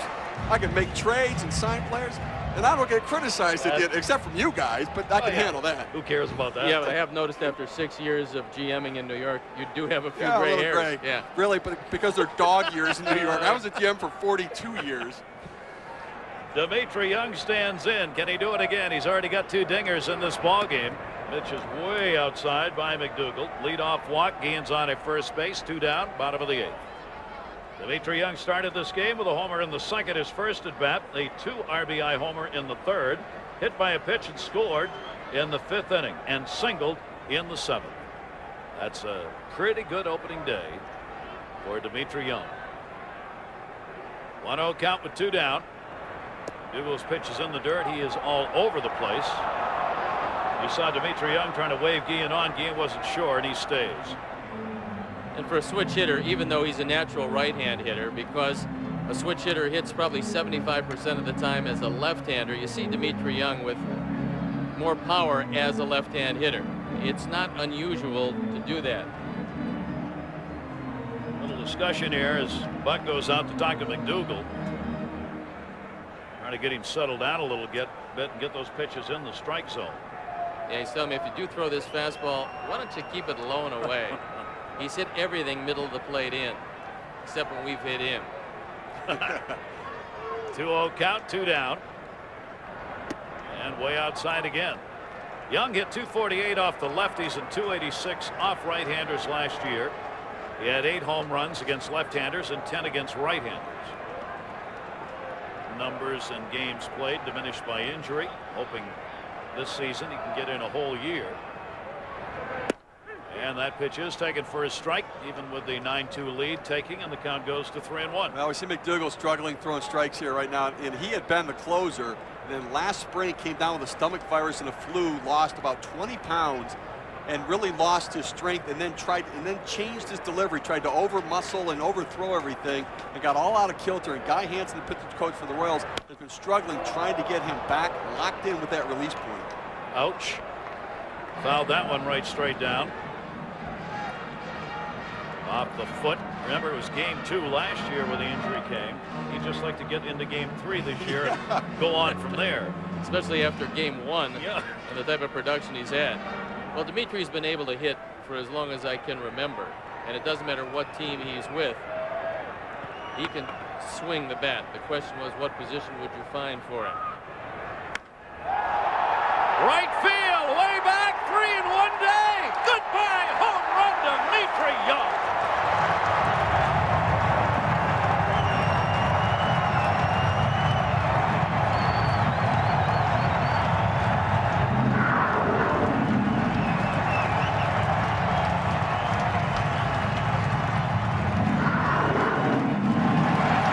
Pace to hit 486 home runs, and I think that would probably be the all-time leader. First career 3-home run day. He has been on base all 5 times.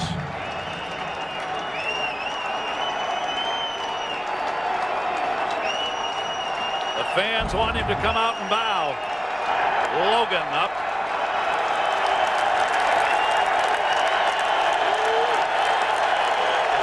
There he is.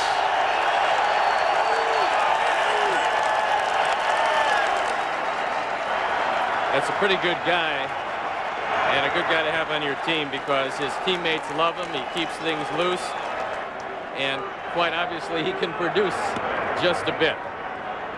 What a day for Dimitri Young. 5 RBIs, 3 home runs, 4 runs scored. And he's making a very big ballpark look awfully small this afternoon. You know, one of the things about this park that I noticed that really surprised me when I looked, this ballpark was actually 6th highest in the American League in home runs hit combined by both visiting and home teams. I thought this ballpark would have been near the bottom. It was not. It was the 6th highest in home runs surrendered for a ballpark. That may have something to say, though, about the Tigers' pitching last year more than their hitters. Yep. But even that still surprised me, though. Logan Chopper to second base. That time makes the play, and boy, you see how fast Logan is. He almost beat that thing out. 2 more RBIs, another home run. Dimitri Young in an 11-2 lead. Well, we were just talking about the man who's come on to take care of the end of ball games. Obviously no save situation here. Nevertheless, Troy Percival will be the 3rd pitcher. His first appearance in a Detroit Tiger uniform. And gets the first pitch in for a strike. I like what Alan Trammell's doing, using Percival in a game 11-2, but you want to get him an inning. You have a day off tomorrow. You want to make sure that he feels comfortable with his mound here in Detroit, someplace where he hasn't worked a whole lot. And this guy holds the key to many Tiger victories. If they can get the ball to him more times than not, he closes down the game. 4th in the American League last year, 33 saves he put up on the board. Percival with Anaheim, of course, and a very important cog in their winning seasons. Now trying to do the same for the Detroit Tigers. Jason Smith has come on to play at shortstop as Guillen has moved out of there, and Vance Wilson is doing the catching as Ivan Rodriguez out of there here in the top of the 9th inning. Percival, funky windup left field. White's there. And there's one away, long retired. We see Vance Wilson, who was picked up in a trade from the New York Mets with the Tigers. You talk about having some bad luck in your career. He was with the Mets backing up Mike Piazza. So he gets traded to the Tigers to back up Pudge Rodriguez. There's not a whole lot of hope for playing time there. No. Kind of Bill Plummerish when he was backing up Johnny Bench. But you're here. You're here. You're collecting that big league meal money. That one's going to be fouled back. The other catcher in this game. John Buck has gone 1 for 3, a single and a run scored in the 5th inning as DeJesus got an RBI. Pickering the other on a home run. That has been it for Kansas City's offense today, as they trail it 11-2 here in the opener in Detroit, and running out of outs to work with. Percival in there for a strike. Percival has had at least 30 saves 7 consecutive years, 10 years at the major league level. Hitters have had little or no success. Lefties hit .218 last year. Right-handers .244 up. And he got him. The Angels had an embarrassment of riches in their bullpen. They could allow Percival to go on the free agent market knowing that Rodriguez was there to save. They have some great setup men, Shields being one of them. That's a team that will close out a whole lot of games and make it easier for their starting rotation. And the fans on their feet, a job well done by the Tigers today. Least we forget the winning pitcher, probably. Bonderman went 7 innings. He gave up just 1 run on 6 hits. He walked 2 and he struck out 7. A tremendous start for Bonderman. Lima lasted only 3 for Kansas City. Percival the ground ball, and that's it. Pena makes the play, and the Detroit Tigers start out big time. An 11-2 win over the Kansas City Royals, led by Dmitri Young. 3 home runs in today's game, leading the way of that 13-hit attack. For Steve Phillips, Steve Stone, and all of our crew here in Detroit, I'm Gary Thorne. This has been a presentation of ESPN, the worldwide leader in sports. Hope you enjoyed our opening day presentation from Detroit. There's a lot more to come in Major League Baseball on this 2005 opening day. Back to Dave Revsine. Thank you, Gary. Welcome to our beautiful, spacious new high-definition studios here in Bristol, Connecticut. Dave Revsine with you in the studio, taking you up to the top of the hour. We're going to get you to Boston's Winter of Bliss as they discuss life after reversing the curse. That's coming up again, top of the hour. Very exciting opener, obviously, as Dmitri Young becomes just the 3rd player in Major League history to hit 3 homers on opening day. Phillies and Nationals among the games underway. The debut of the Washington Nationals. Phils are leading in this one 2-1 in the top of the 3rd. Pat Burrell 1 for 1. He has scored a run. Lots more coming up from the studios in a moment.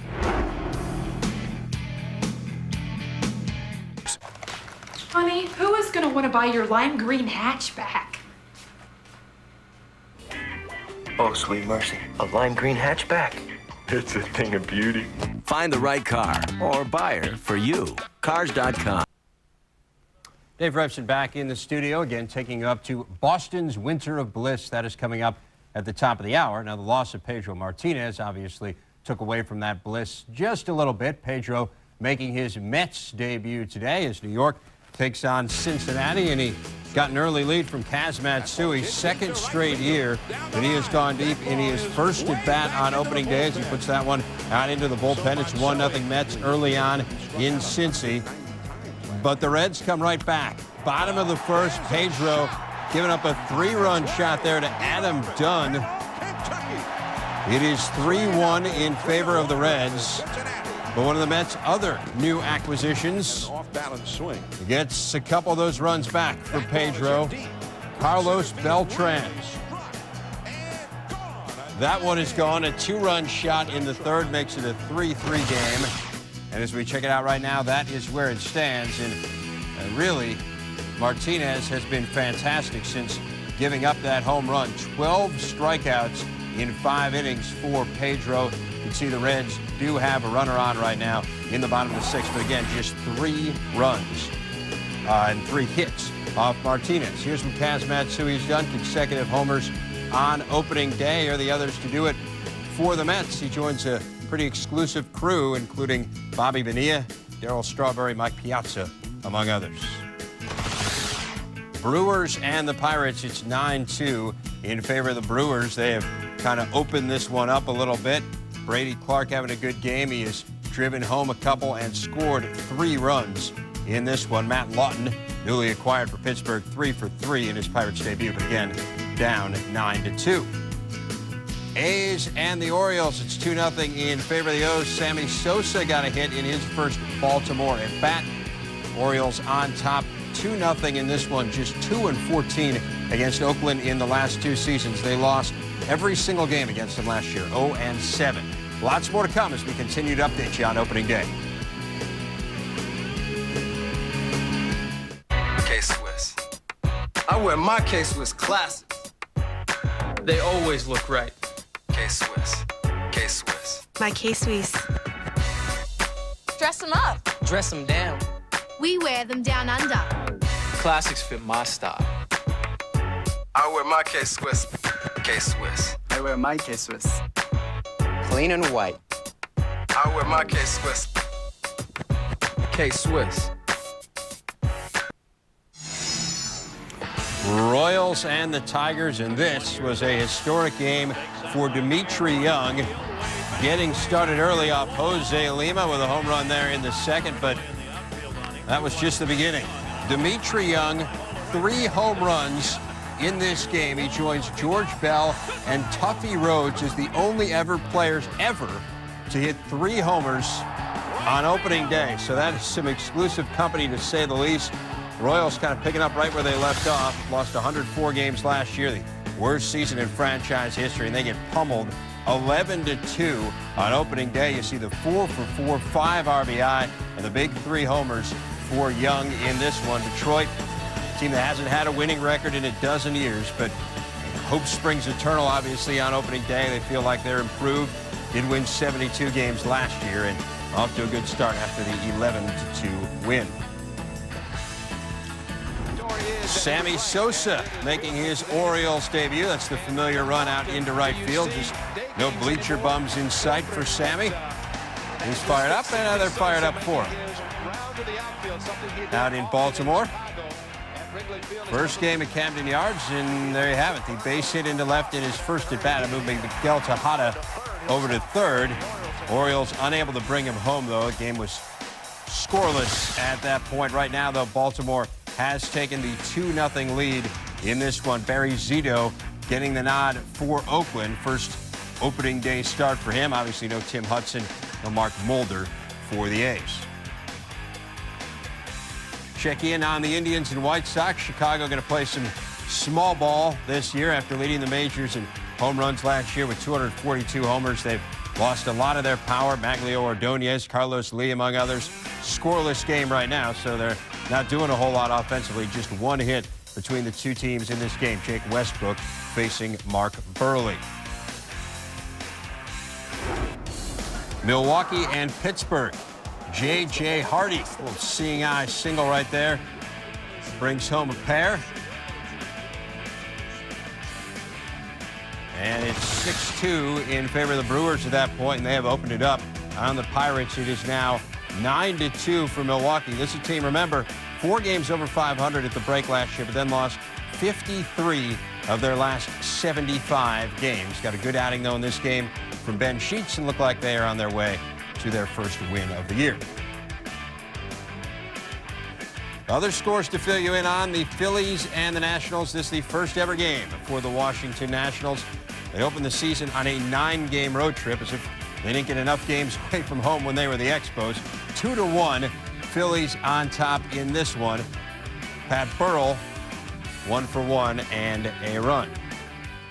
All right, again, it's Boston's Winter of Bliss coming up. We'll see you again at 5 o'clock p.m. Eastern Time as the Cubs open the season against the Diamondbacks.